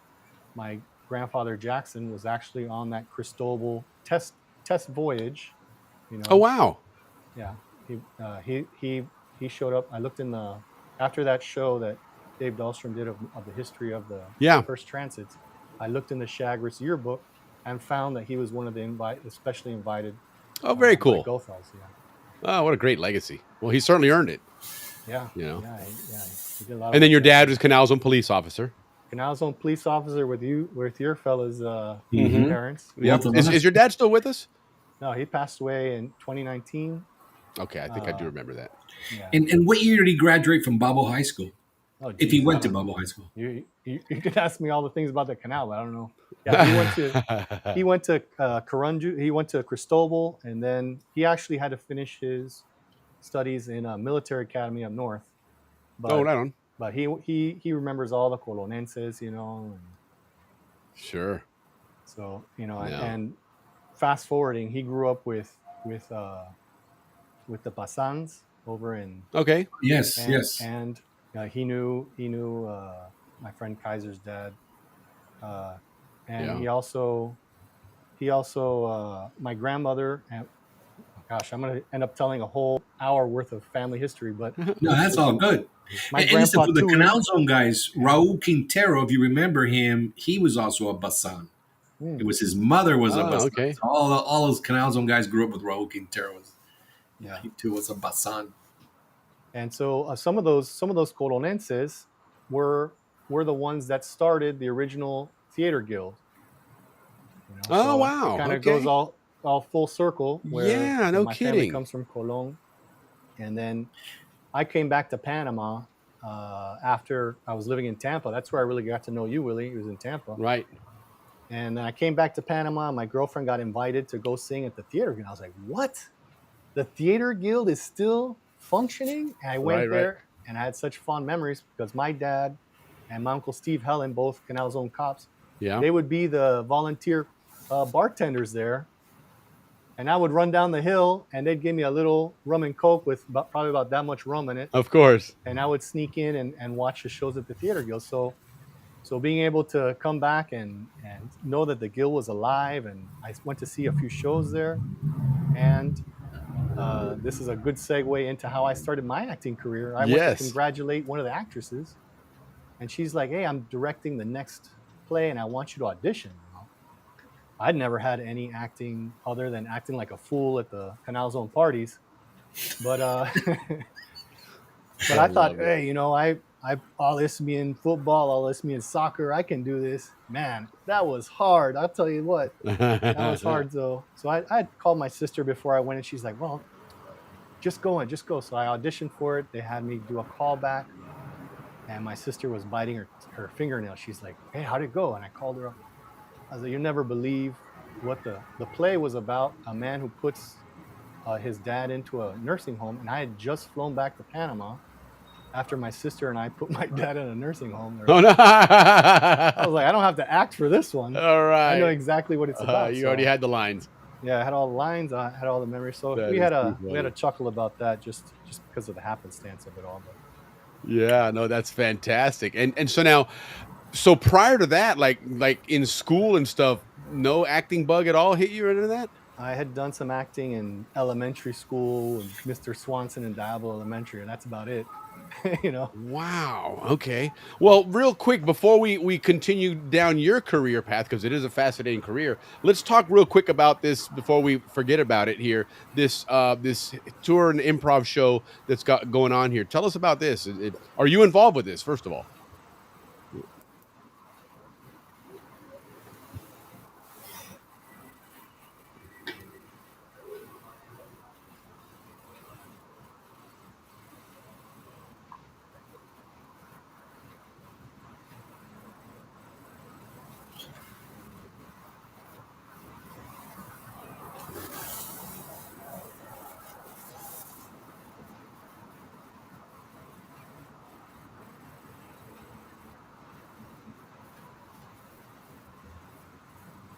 Mm-hmm.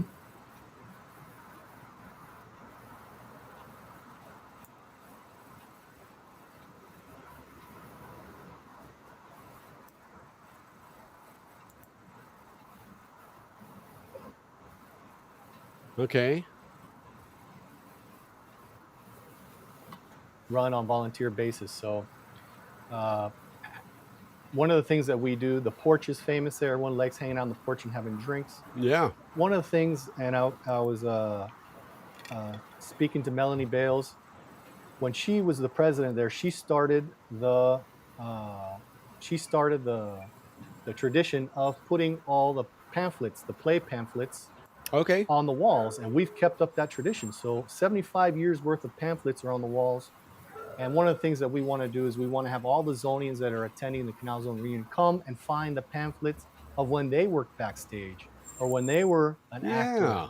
or when they worked the lights. So we're gonna have like a little meet and greet where you can walk around the guild, you can go backstage, maybe you can peek in the booth, the sound booth, and then the next thing we're gonna do is we're gonna have a 20-minute history of the Ancon, the Theater Guild of Ancon, and then we're gonna wrap up the night with an improv comedy show. And for those of you who don't know what that is, we're gonna have our group of trained comedians. That's like saying a group of trained monkeys, but Right. these guys are Howler trained monkeys. howler monkeys. Yeah, it's kinkajous. They're fast on their feet. We've been training for several years, and what we do is we have games, but what we do is we ask the audience, give us suggestions for what Sure. this game is going to be about. And having that Canal Zone crew there is going to be fun because if they want, we want you guys to act out a scene of Jimmy Carter diving off of Sosa Hill. We can do that on stage. So Right. the show is tailored of us doing these improv games based on what the audience tells us. Nice. That sounds like a lot of fun. And again, guys, it's not an easy thing to do, right? I mean, you gotta there's a skill there. You gotta practice. You gotta really know what you're doing, man. And it's no, it's exciting. And this is it's hard to believe that place that we drove past all the time, tiny little building there, it's still going strong. So we're talking what as you said, 75 years. 75 years, yeah. That's incredible, man. Absolutely. So, don't forget, guys, if you're going to Panama for the Canal Zone reunion, this is right during the middle of that thing. It's on the 22nd, which is really the first real full day of the reunion is the 22nd. Technically, it starts on the 21st, but nonetheless, 6 p.m. to 7:30 would be a great opportunity to get down there and check that out. Do you have to register with the Canal Zone reunion, or you have to do that separately? Yeah, I'm glad you asked that because there was some confusion. On the master schedule of the Canal Zone reunion, it said tickets not required, but what they meant was tickets not required through the Canal Zone reunion. Since the Theater Guild is also a nonprofit, all this money goes to charity. It's a $25 donation. We have to word it that way, but you have to buy a ticket. If you go to canalzonereunion.com, that's the official website for the Canal Zone reunion. You look on the Thursday events, you'll see that Theater Guild event. It'll give you a description, and it'll give you a link directly to the Theater Guild's payment gateway. It's a $25 payment. There's going to be some taxes and handling fees there that brings it up to about $28. We've already sold quite a few, so if you're interested in that, please get on there. And there's also, for those of you who aren't going to attend the CZR, but have fond memories of the Guild, there's a $10 donation ticket. And please, if you want to donate 50, click that button 5 times. No problem. Right on. The Guild needs your love. If you have fond memories of the Guild, but you can't make it, you should consider maybe making a donation to the Guild through that button. Okay, cool. And we'll make sure we get that link put up here so we can share it later on and make sure we continue to give those guys some love because there's a lot of great productions that have come out of there.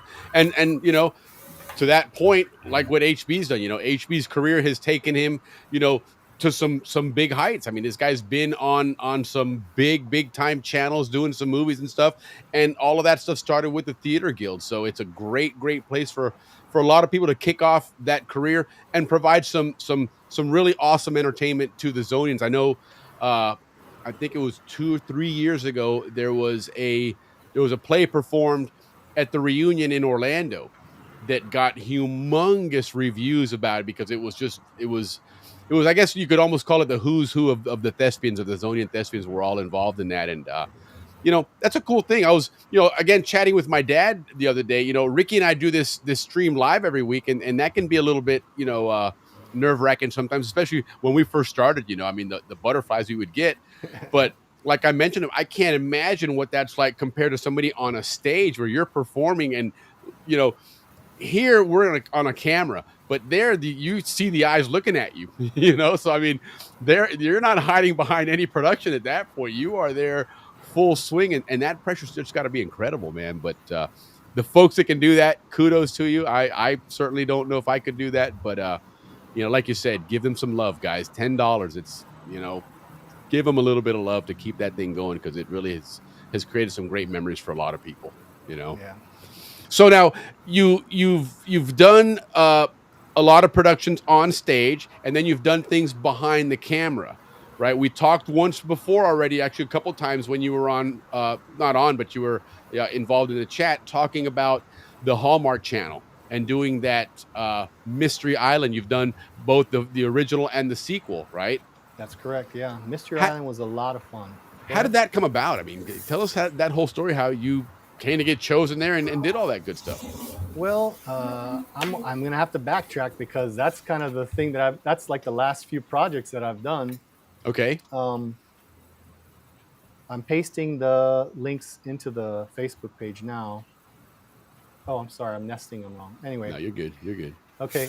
So I'd done the theater guild. I mean, at one point, when you said earlier about the acting bug, I got bit hard, man. Yeah, sounds like it. I ended up doing probably about 6 shows a year, which is a lot. Okay.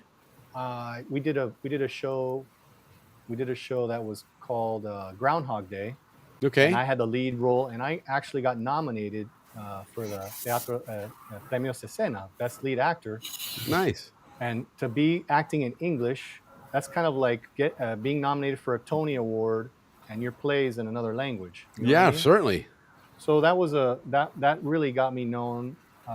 Doing our Improv 8 comedy troupe was very well known. We sold out every single night of Improv 8. So I was known for that nomination, and I was known for the comedy. And then slowly but surely, I was doing movies. I think a cool anecdote at the first big movie that I did, where I had a principal role in, was Historias del Canal, which is on Netflix. Okay. I don't think you can get it in the U.S. You're gonna have to get a VPN or something. Yeah, I was gonna get a VPN, or somebody will have to smuggle it. Yeah, and everywhere that I have family is where you can't watch it somehow. Of course. Yeah. But I played. Negotiate a better contract next time. Yeah. So the reason for that is that it's 51% in Spanish. Okay. 49% in English, but it has to be 51% in English to be in the U.S. Something Really? like that. Yeah, That's crazy. Something like that happened that messed it up. But so they were looking for U.S. actors. They were looking for U.S. actors, so they ended up having auditions at the Theater Guild, right? Of course, makes sense. But they were having auditions right before Thanksgiving, and all the Zonians that lived in Panama would still do that annual tradition of going up to Volcan and having our Thanksgiving up in Volcan. Okay. So me and my girlfriend at the time, my future wife, we were going to caravan with Trina Clark. Right. And so we're going over to Trina's house, and I was like, man, I want to go to that audition. I want to get in this Heck movie. yeah, man. And I was like, yeah, but we're going to be late. So we get to Trina's house. She's like, hey, they're doing passport checks out there in Divisa or something like that. Did you guys bring your passports? We're like, nope. I'm going to go get them. So I ran back home. There's your opportunity. Yeah, I got the passports. I love it. I got the passports. I ran to the guild, and I went in there. I was like, I'm sorry. I cut the whole line. I'm very sorry. I need to get to the front. I was like, look, let me tell you something.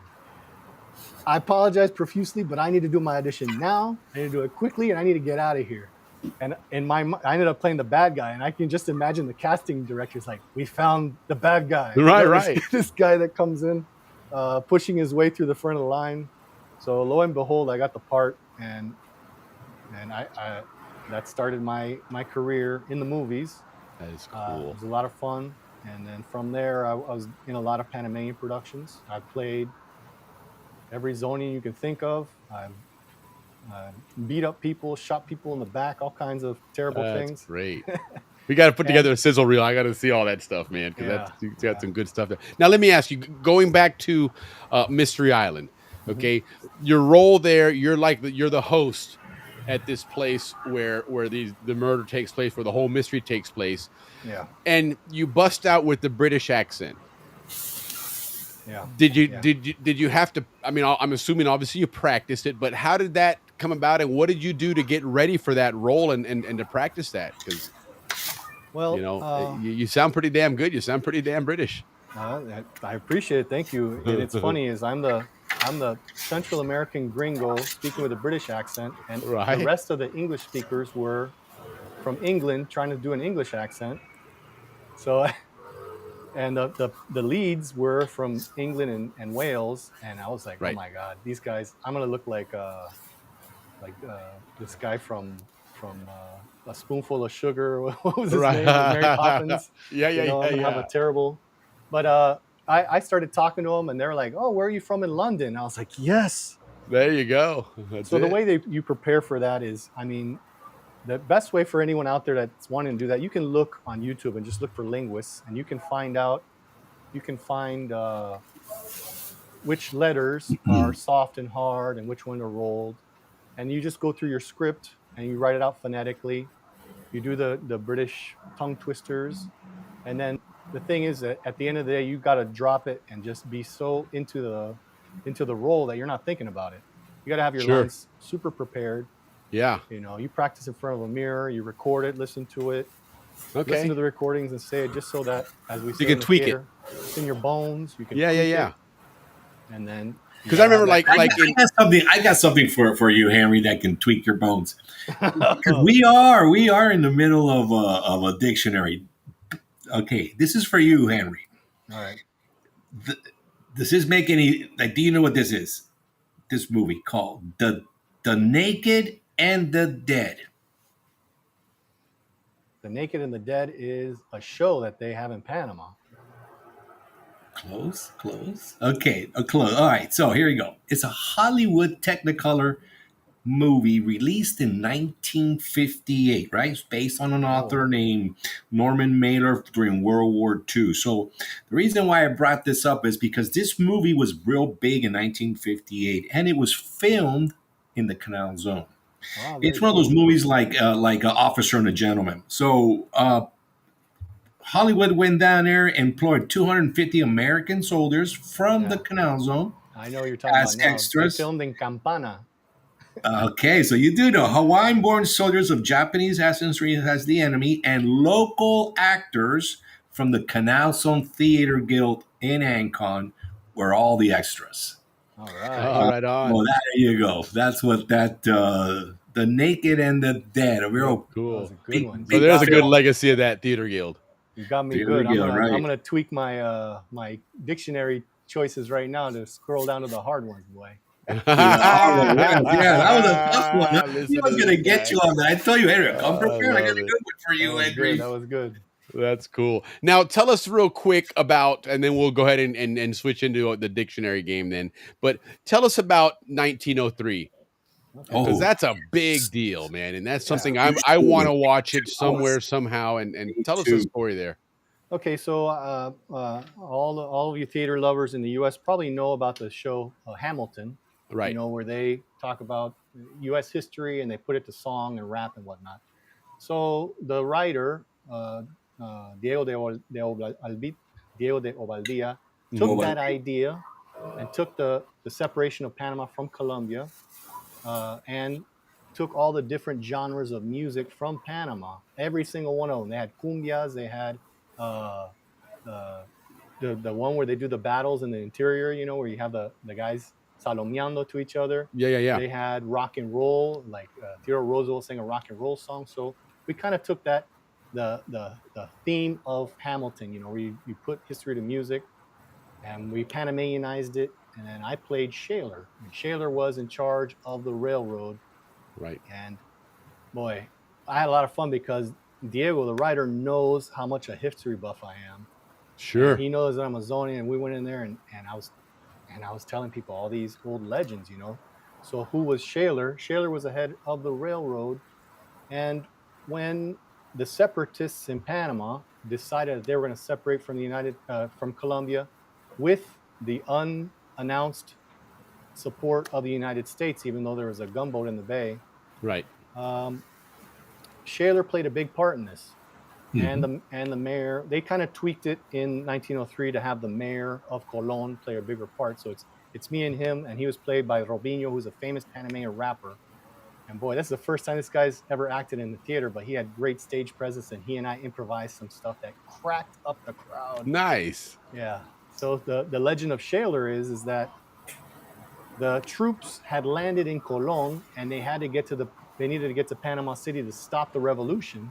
Right. So Shaler's like, oh, you guys are dignitaries. We're going to put you in our VIP car, and then we're going to put the rest of the soldiers in the box cars, So what they did is they took the generals and they separated them from the troops and had a peaceful revolution.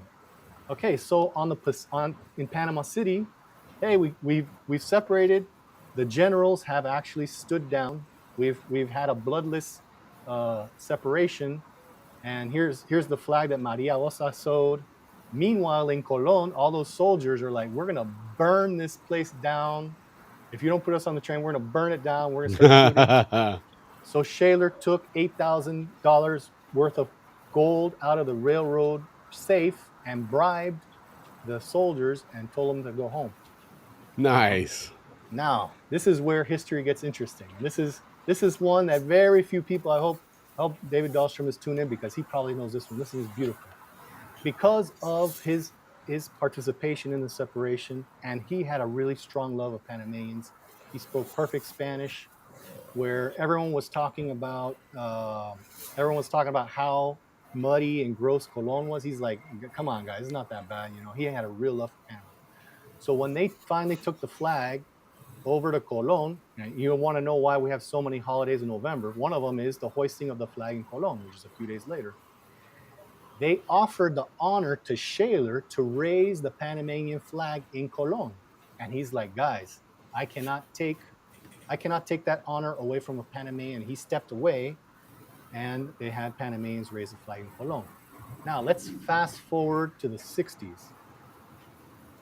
We had some tensions. We had talking, this is probably in 1960, coming around 1961, where Panama has decided that they've been making a very strong effort about the American flag in the middle of their country. Mhm.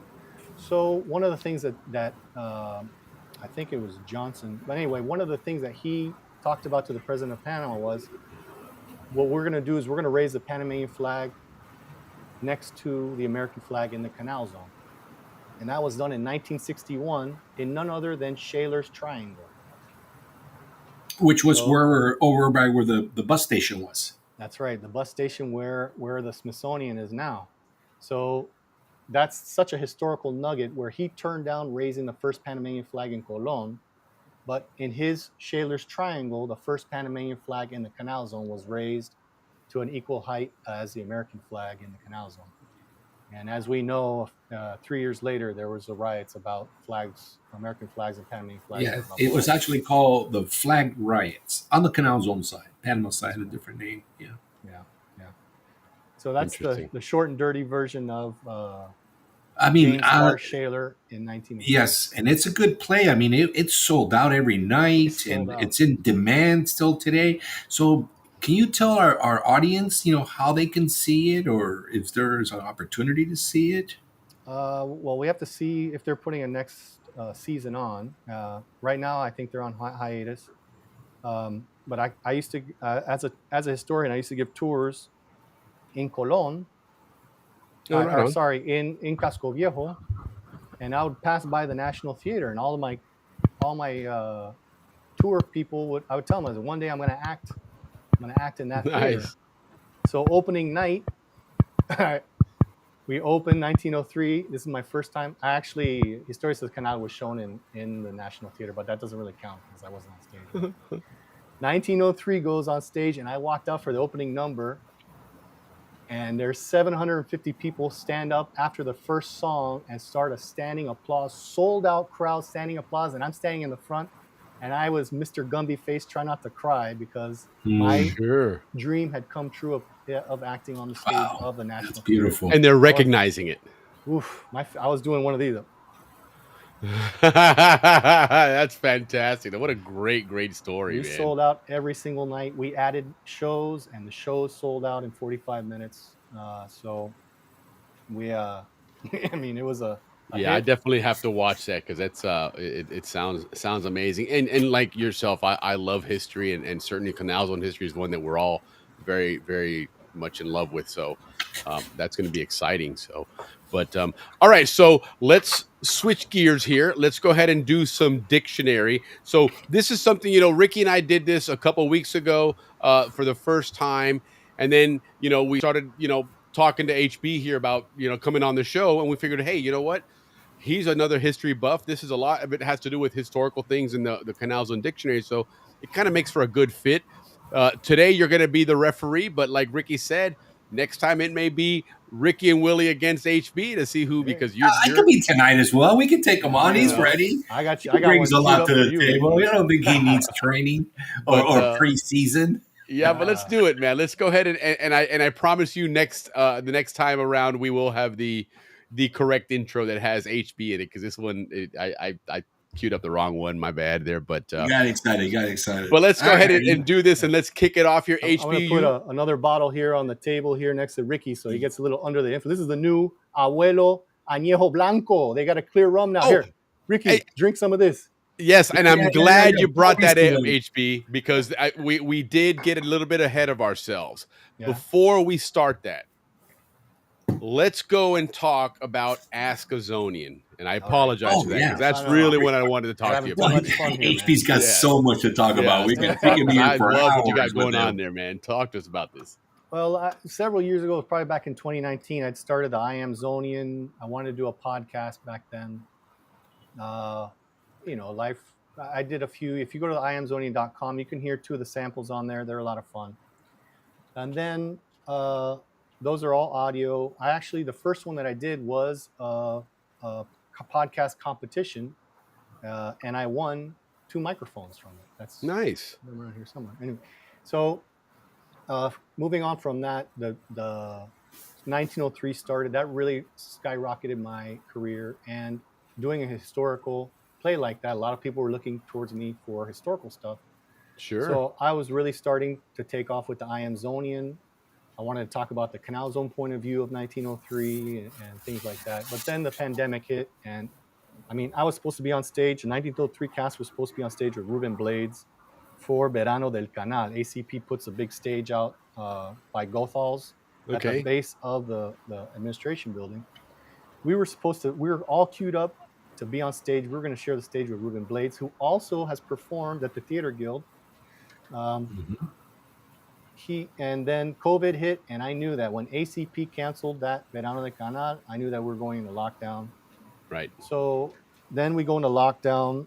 I Am Zonian kind of went on the shelf, but one of my good friends, one of my brothers from the Theater Guild, Jose Mesquita, we started doing the Rapscallions podcast. We did 62 episodes, and a majority of them are on the Canal Zone, the history of the Canal Zone. That was a lot of fun. I mean, we had Captain Andy Ethemiades on. We, so people could understand the point of view of a pilot, the day-to-day of a pilot. We had Dan Norman on, who had worked on the expansion of the canal. So we had a mega project show. That was fascinating. And then, after that, as an actor, the pandemic really took a toll on me, both in my career and all my plans. But I'd been, to answer one of your previous questions, how did I get the role in Mystery Island, is I had submitted a movie script to the National Licine Fund, Cinematic Fund, and I got to be good friends with the producers there that worked there. And so anytime there's someone coming to Panama that wants to know about the history of Panama, they're like, if you want to know the history of Panama, make sure that you include Canal Zone history, and talk to Henry, right? Mm-hmm. So I've done all the things that you might see on the Discovery Channel, where they go around and look at the ruins of the old bases and stuff like that. Yeah. They wanted to go somewhere. I was like, you don't go there. Go out to the causeway. You're going to. So you're the advisor for all these places. Advisor. I've consulted with them. Yeah. And lo and behold, several years later, after several interviews and talking to several people, I got contacted by Johnny Harris's producer, and I spoke to them for probably about a year. I don't know how big a YouTube fans the viewing audience is, but Johnny Harris used to work, what was it, for Vox or something like that, and he's a well-known 7 million followers on YouTube. 7 million followers, and so his production crew reached out to me. We talked for a while. That kept getting postponed. And I was supposed to take him around originally, but in the end, we ended up just having lunch, and I talked to him for about 2 hours. And when and I've been sitting on that for months. I think it was 2 or 3 months ago that I spoke to him.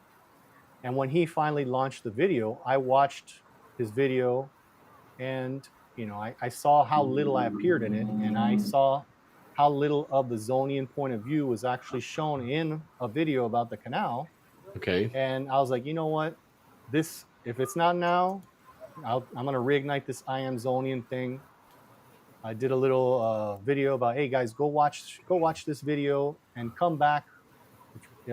Zonians, how do you feel about our representation in this video? Sure. Panamanians, do you have any questions about the Canal Zone? And there's so much history here. So of course, the Canal Zone always supports the Zonians. That's how that joke got in there. The first question that was posted on there was Jason Cratides was like, how many Zonians does it take to screw in a light bulb? Right. And so the Zonian supporting really gave nutrition and fuel to that first episode. So something that I wanted to be serious ended up being kind of a bit of a comedy, which was the perfect tone, because I think I've got over 10,000 views in the past week. Well, that's what happens when our show starts to talk about you. You're going to get all those views. That's how that works. Can you tell Hollywood about my acting career? Yeah, of course, right? So, what we're doing is there's a lot of questions there. I've got an episode probably coming out either tomorrow, Sunday, or Monday. I got to do some tweaking. And what I wanted to do tonight is I got an interesting question that I think you Zonians can help me answer. Okay. I took one of the questions that I think would be the funnest for the audience to answer. Why do Zonians always have a party at the yacht club? Why do Zonians always have a party? And now you're talking Zonians back in the day, right? Because the yacht club's no longer.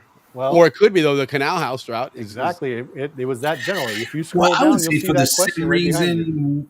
The same reason we call this show the Balboa Yacht Club. It is truly a place where everybody knows your name. Now, that comes from Cheers, but I would say that's exactly why. I mean, we are all synonymous with the Balboa Yacht Club. And here's something interesting. You talk about growing up in the zone during that American era.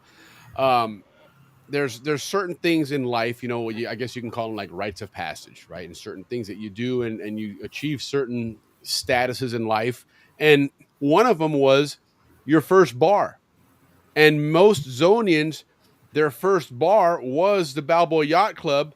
But what was unique about it was that it was during high school when most of us were still not even 18. Yeah. And I remember the first time that I told my wife that, and she, on Thursday nights, the rule was, well, be home by midnight because you have school tomorrow. Yeah. And my wife is like, that is just so bizarre that you guys went to a bar, not like in 11th grade. Yes. Yeah, in 11th grade, you're going to a bar to have a few beers, but just be home by midnight because you have school the next morning, man. And so remember when we played American football, we had to sign. I don't know if you guys had to, but I had to sign a waiver saying that I wouldn't drink, right? Right. Go figure that one out. Well, listen to this anecdote. We have to sign that. My dad, I'm the Henry Tui III. I told my parents, I was like, I'm definitely not signing that. So my dad has the same name as me, so he signed it. And he he did not drink during the football season. That's the type of guy my dad was. Oh, nice. He kept his went word. to the yacht. Yeah, I went to the yacht club and I saw my coaches there. Huh? Where's Coach Grimison at? Where's Coach Dahlstrom? Huh? Dave's brother. Yeah, there you go. There you go. But technically, you didn't sign it. I didn't sign it. Well, Gabe is one of a kind. He's definitely special. He never made it there. Oh, okay. But Well, Gabe, you can definitely go back to Panama, and I think I'm seeing you down there, and enjoy what they call now the Panama House. yeah, one of my best memories of the middle bar, which is our setting here, is that middle bar, was 85 or 86. I forget what year it was, but it was during the NBA finals between the Lakers and Celtics, which of course in the 80s, that was just classic, NBA finals, man. And the whole middle bar was watching the game. You were either a Lakers fan or a Celtics fan. And it was just an amazing atmosphere because, back then there was no such thing as a sports bar, certainly not in the zone.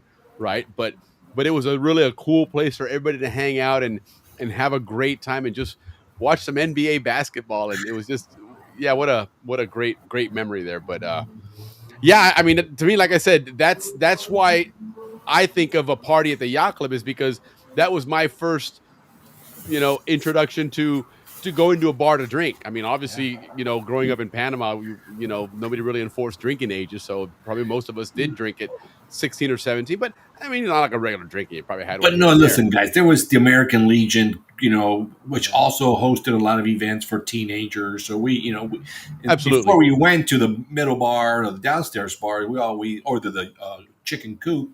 Sure. A lot of us did have experience going to American Legion, at least the restaurant. No, you're right. Yeah, we did. I remember having dinner there several times. Absolutely. And then again, living on Amador Road, I remember as a kid riding my bike out to the yacht club, but to go out on the dock there and then just jump in the launches with people when they go out to their boats, and just ride out in the launch and ride back and just spend hours doing that. But it was just, you're a little kid. It was just a fun thing to do. And it was all part of that yacht club environment. Yeah. So, Henry, what was the question about the Balboa Yacht Club? Because Willie and I can really go into our love for the yacht club.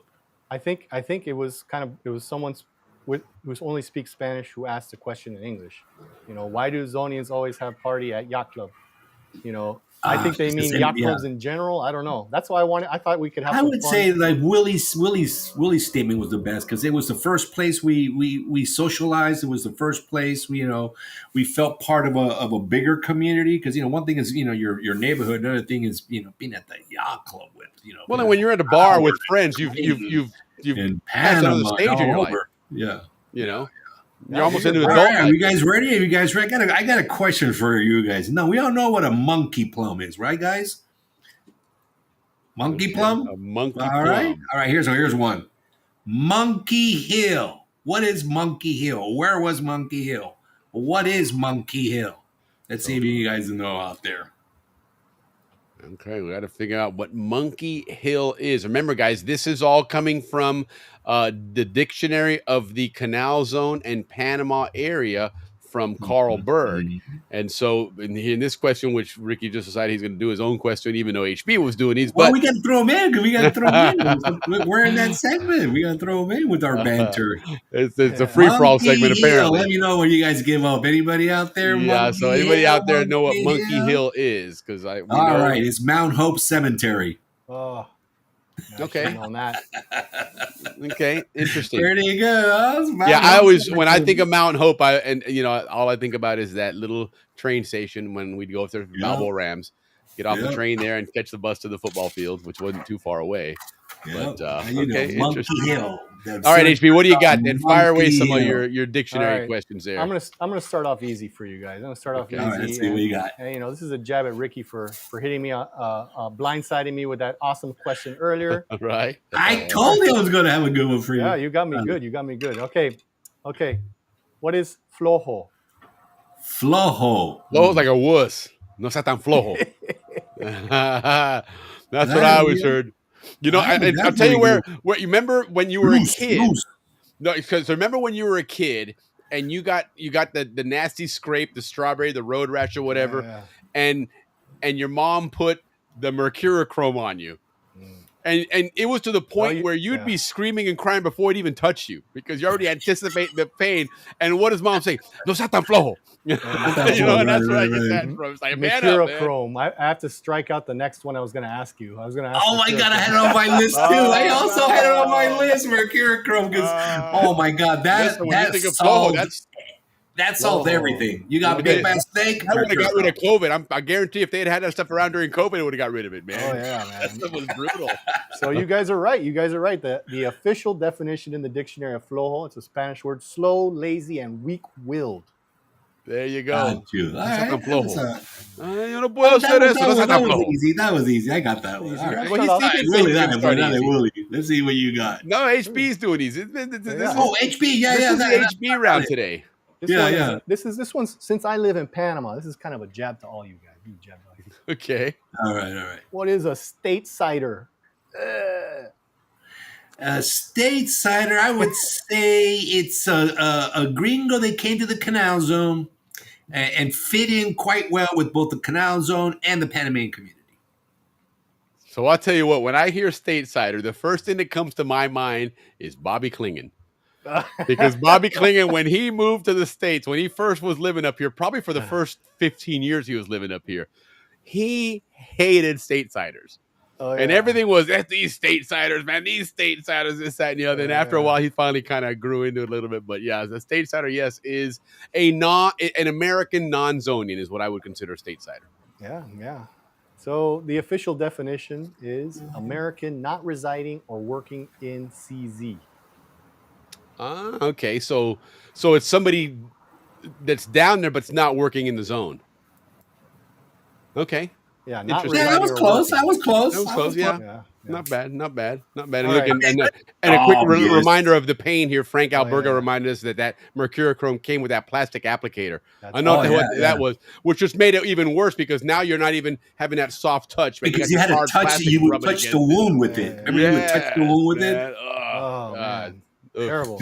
Pain memories there. Pain memories. Every Zonian just winced at the same time. Yeah, for sure, man. Are you kidding? It's funny that all of us had it on our list. That is so cool. No seas tan flojo. No, mercurochrome. Now I've got one for you. And you know what? This one was actually mentioned on your show once. Okay. Lignum vitae. Oh. Lignum vitae. Lignum. Oh, that's that mango drink going straight out of frijoles. Listen to this guy. Yeah, hey. Good one. Lignum vitae. I gotta stay off the rum, bro. That's an interesting one because I do vaguely remember that, and it was a term. I mean, it's obviously a Latin term. I don't know. I can't even think of anything on that. What is it again? Pronounce it again. Speaking to my mango drink. Lignum vitae. Lignum vitae. And Frank Alberga says wood for the railroad. Okay. You guys agree? Oh, from the ligma trees. Ligma wood. Yeah. It's la vida, man. He had me going for a second. I'm like, how the hell does this guy know this thing? This guy's an actor, man. And those are trees that only grow in Capira. Yeah, Capira, man. Hey, Willie, you put there what's that word that you use? Molecularly or what is it? Magniloquent. I'm being magniloquent. All right. So is Frank Alberga right? Is it wood for the railroad? Yes. Well, the official definition is a tropical tree, lignum vitae, tree of life or wood of life, small evergreen source of resin, heaviest of all woods, will sink in water, useful in marine applications and for some medical conditions. Now, Frank brings up a good point because when the railroads first started construction, the first 180 days was for them to get 9 miles through the muck of Colón. And the first wood that they tried was treated pine wood like you would use in the States. And that stuff got eaten up by the swamp water like this. Boom. Yeah. Oh, comeheng too. That's like they were like it was a buffet, man. Yeah.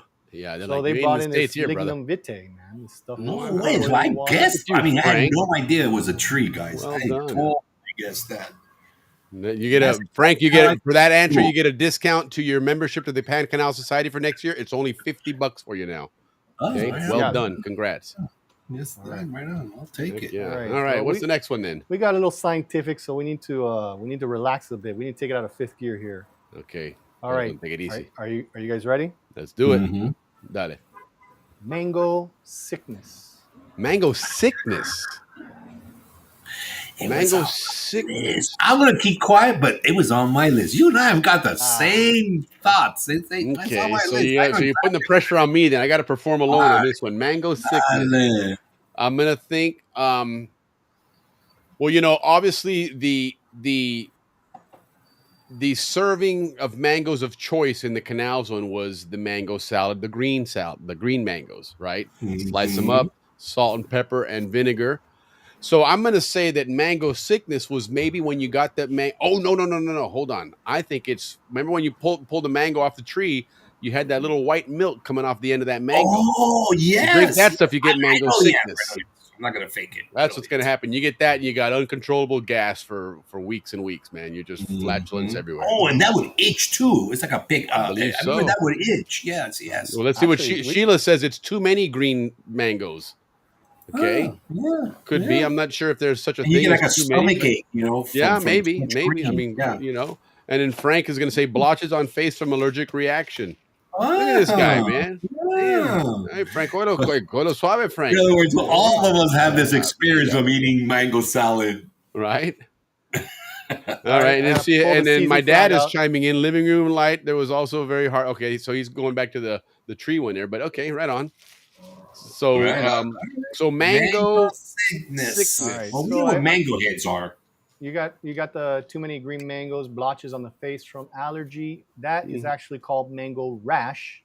Okay, look at that. And that's when I was in elementary school. I'm not proud to say, but it makes for a good story. All the stateside that would come to school with us in elementary school, we told them that if you wanted to hang out with us, you have to rub a green mango on your arm. Oh, nice. Oh, to get that well that done. Snap. Hey, that's part of that's part of being indoctrinated into the Canal Zone. With the Zonians, you gotta pull the shenanigans. Okay, so mango sickness. Mango sickness, the official definition, this is a Bajan word. It's a broken arm or leg from climbing mango tree. Young boys especially prone to it. Oh, the man follow and get mango sickness. Oh, and it's the gringos too, just arriving from the States, are especially prone to catch it.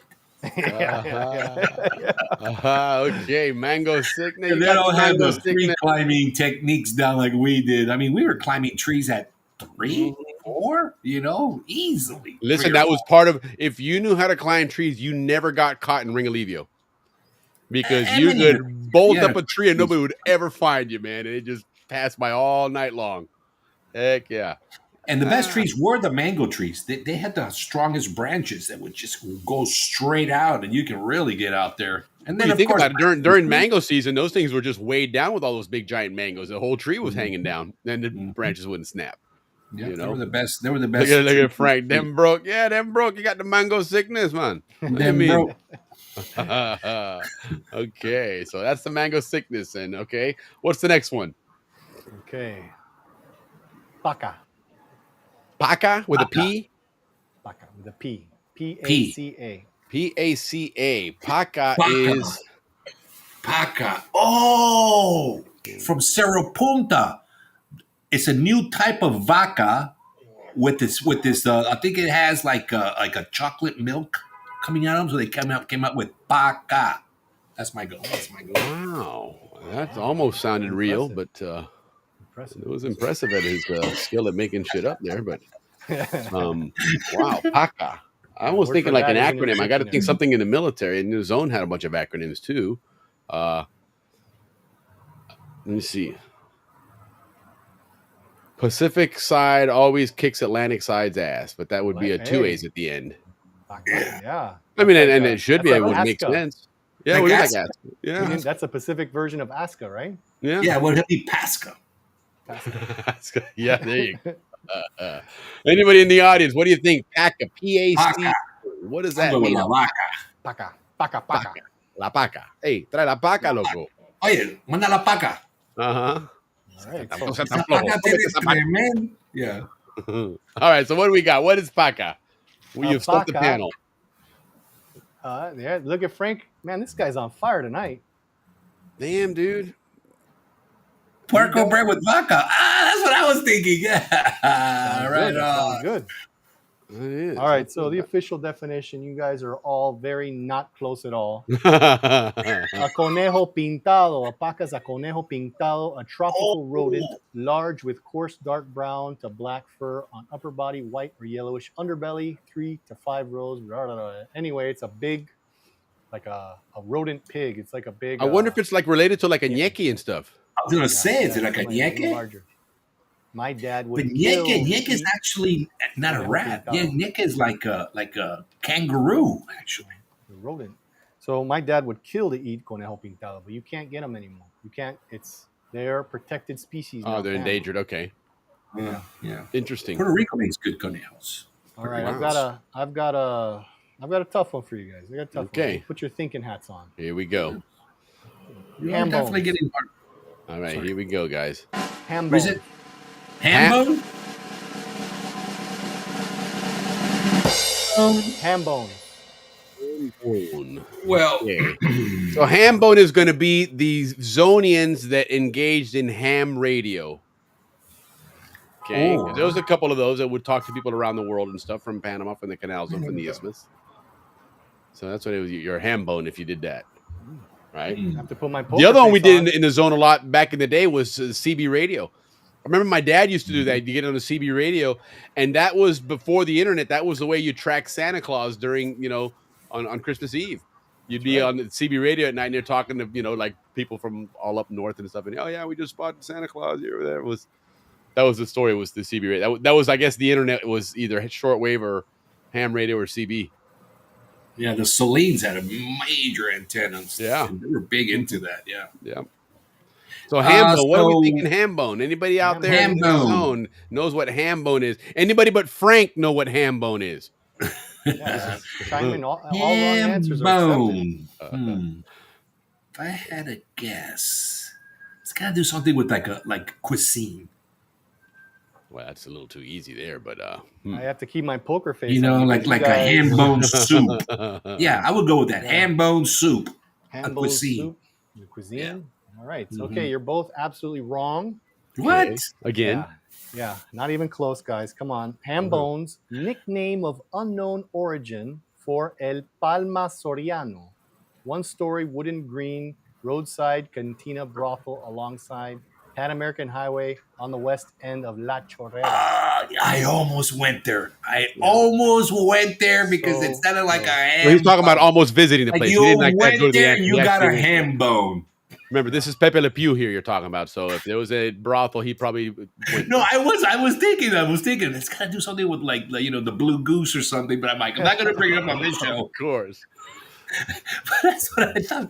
Hey, well, I went to the Blue Goose and got a ham bone. Oh, and a ham bone sandwich. And I wonder if in the zone did they give the license plates out? Because a lot of people I've seen in the States here where you have your license plate, they put your ham radio call sign or whatever on there. That's like vanity plates, right? Oh, yeah. I think in the Canal Zone we did have special license. That's what I'm wondering, and I'm wondering then if like we see on the comment here, the hubby was a hammy in the zone, and KZB 5BH was his ham his handle, I guess is what you called it, right? The handle. Okay, very cool. Right on. Well, if Leaf is still on, he can tell us because his dad was big into that.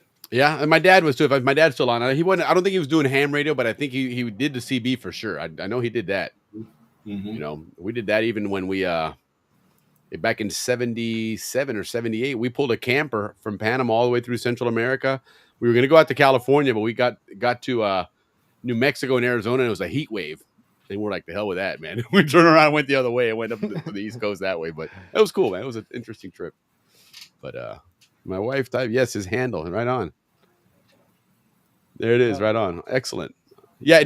Bob, did you have a vanity plate on in the zone for your car with that call sign? That would be cool to see. But cool. All right. Well, let's move on one more of these, and then we've kind of reached the end of this show. But I love where this is going, and I'm looking forward to many more of these episodes because this is good stuff, man. Yes, I love it. I think So give us the final, the big final tough question. The I'm gonna go off book $20,000 here. one. I'm gonna go off book. Okay. Go off book. I'm gonna ask you guys and everyone listening out there, what is a moon stick? A moon stick. Moon stick. A This is moon Bayesian. stick. Bayesian. We're back to Bayesian. Hey, you got a moon stick. Man. Was talking about last shoe with a moon stick. No, you're not Oh, behaving. You're talking it's back to a teacher who moments give you at a moon night. stick. Yeah, it sounds like when you got home from the yacht club on a Thursday night past midnight, you got a moon stick. A moon stick, and it's Bayesian. Okay, I so think you got one when you went to Yeah, your man gave you a moon Canal stick when you got home. I'm thinking canal construction. I'm thinking something that the West Indians did or had. Moon stick. That's what they used to skewer the pig, the conejo pintao, when they would cook it at night. Interesting. Interesting. Was a moon stick. Any answers from the audience? Anyone want to call a friend? What's going on? I know, right? All right, Frank, we're letting you back in. Throw one out there. Come on. Moon stick. Moon stick. Right? Who's got a moon stick? Remember, it's Bayesian, so you gotta throw your accent in there. You gotta have the accent. Moon stick. You got a moon stick, man. Yeah. Him hitting me, him chasing me with a moon stick. No, you can't stand around. All right, I'm gonna throw. Should I give some clues? Should I get some clues? Yeah, let's get some clues here. We're gonna try and figure this one out. Okay, what told us to go home when you were a little kid? The street lights. Oh, the street light. Good one. Good. That was a good hint too. I mean, we all got it there. Flashlight. Yeah. And then Come flashlight. home when the moon stick start. Okay, yes. When the moon stick. Love it. Did not. Operated out of Summit area from the zoo around in Collinsworth, Lanier. Okay, very cool. Right on. Yeah, that was really cool, especially back then, because this whole shortwave, the concept of it was bouncing it off of the stratosphere, the signal, and it bounces a couple of times, and then you can literally go around the world talking to people all over the place. It's amazing, and you're talking technology back in the 50s, 60s, 70s. It was pretty cool, man. But hey, when those moon sticks would come on, every Zonian would tell you it's time to go eat dinner. There was no hesitation either. No, like 15 minutes later, or wait for no. Boom, lights came on. Boom, we all took off. It was no cell phones, none of that stuff, man. You just knew that lights came on, and you knew that the clock started. The lights came on. You got about 2 or 3 minutes of a grace period before you walk in the door. But you walk in at 15, 20 minutes later, you're in trouble. 2 or 3 minutes, all right, you're running home. Especially you coming all panting and stuff. Your dad knows that you were hurrying up to get home. You respected the lights. Of the day. The Balboa kids, because it was a bigger town. We got about a 5-minute leeway. Yeah, that's what I'm saying. You could be like up in Morgan Hill, and you're living in El Prado or something. I lived in Diablo at the top of the hill, man. So I hope they gave me a little. Right? Yeah. You got to consider the uphill climb too. I love it. So that was Moonstick, guys. The street lights. Very good. No, this was really cool. I really enjoy this dictionary segment, guys. Well, and guys, remember this dictionary segment is all because of Carl Berg's amazing book, The Dictionary of the Canal Zone and Panama Canal Area. He doesn't have a website for it, but we're going to see if we can't get him to put up a website and start helping him push these out there. But I know at the reunions he's there. Certainly the one in Orlando, he was there selling it. Amazing book. It's got a lot of cool stuff. It's really fun, but it's also very real. It's very serious, right? Yeah. There are definitions in there, so it's not a comedy piece in that sense. No. If you want to teach somebody about the canals, or maybe your grandkids or whatever that never been down there and want to learn about it, here, check this out. This will give you some cool definitions and learn a lot of things about our culture and our lifestyle down there. So, I'm excited to do this. Often, again, HB brings a lot to the table, not just with his history background, but he's got a great, family background in the zone, and certainly you're quite comfortable on the camera, and we have a lot of fun here. So it's great to have you on this side of the camera. Like I said earlier, we've had you on the chat side for the last 100 and something episodes, but it's 102. Yeah. Hey, Willie, I got a question for you. 101 because he's. Go ahead. Where did this footage of the canal come from? I was just going to say that footage was compliments of a gentleman by the name of HB2. You may be familiar with him. Yeah. But I reached out to him when we were first starting to put together the idea for the show, And he's like, sure, dude, absolutely. I'll be happy to set up a camera out there and just, Yeah. and he did. He put it right there to the yacht club and caught a ship going through, man. I did. And, I went down to the yacht club, and I'm gonna bust some Bayesian out because it was so sunny. I baked my brains. he did, It was hot, man. but I went right there where the foundation, where the bottom bar would have, where we Yes. probably all sat at the bottom bar, and I set up my tripod there and I let it run.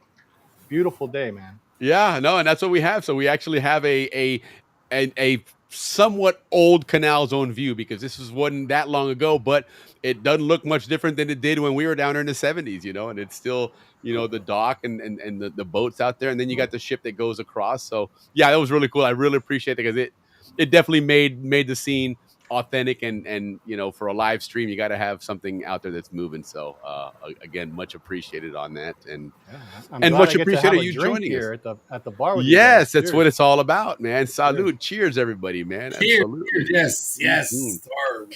Salute. So listen, we'll have you on again. We want to do this every month.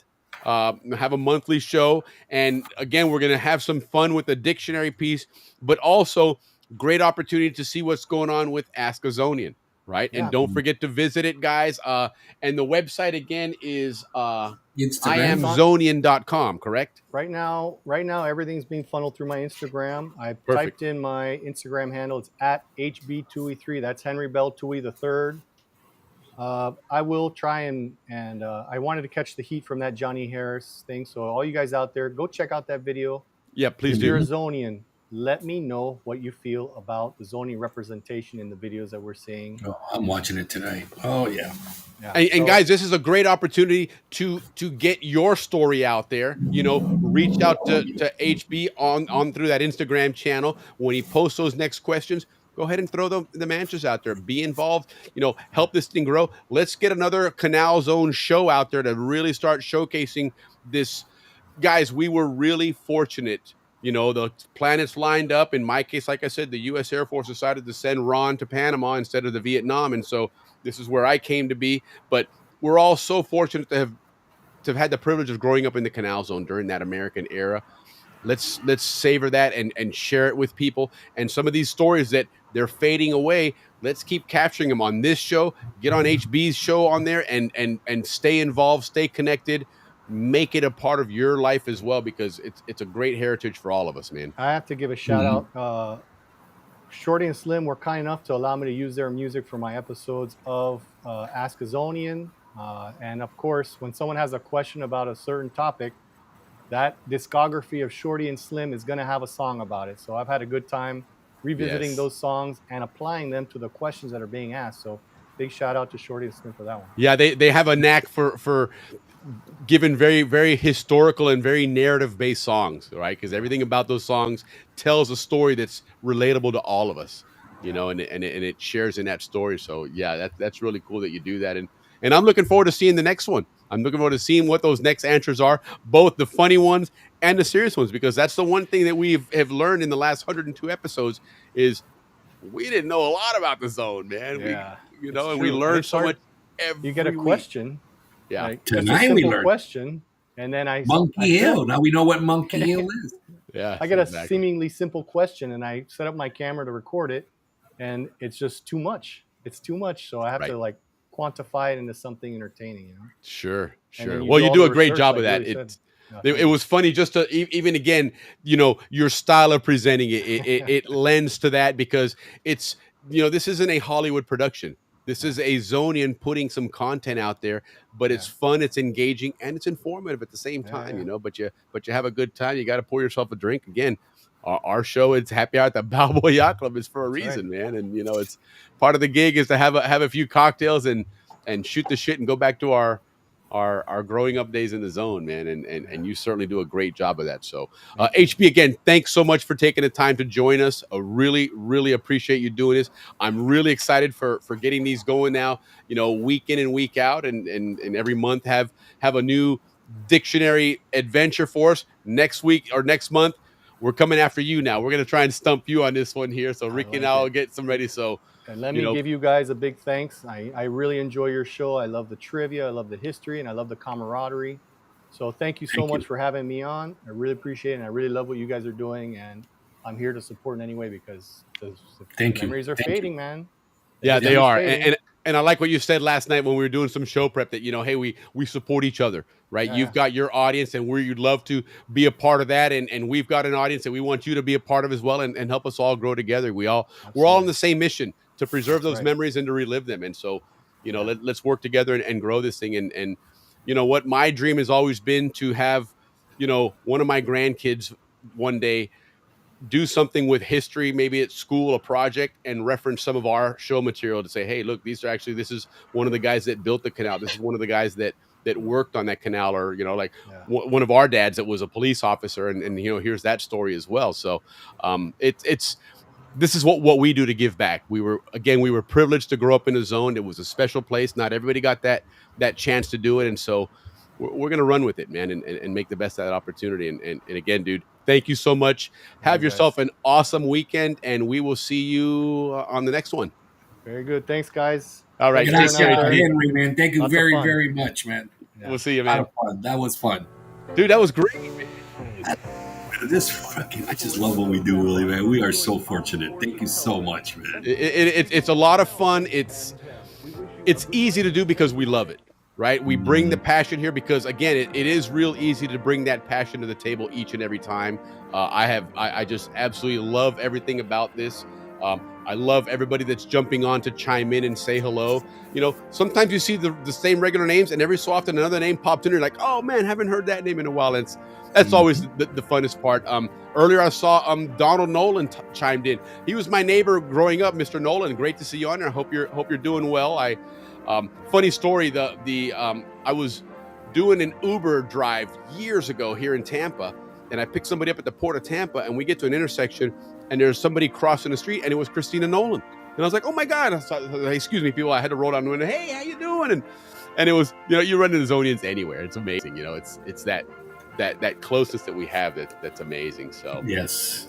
But, and we do find each other wherever we go. We do. You'll run into, remember, like Warren said, in a tournament, you run into somebody else that's got a kid doing that stuff. So, but hey, listen, guys, great show. Next week, we do our recap show. So don't forget that. We'll be talking about this month's shows because we had a bunch of great shows.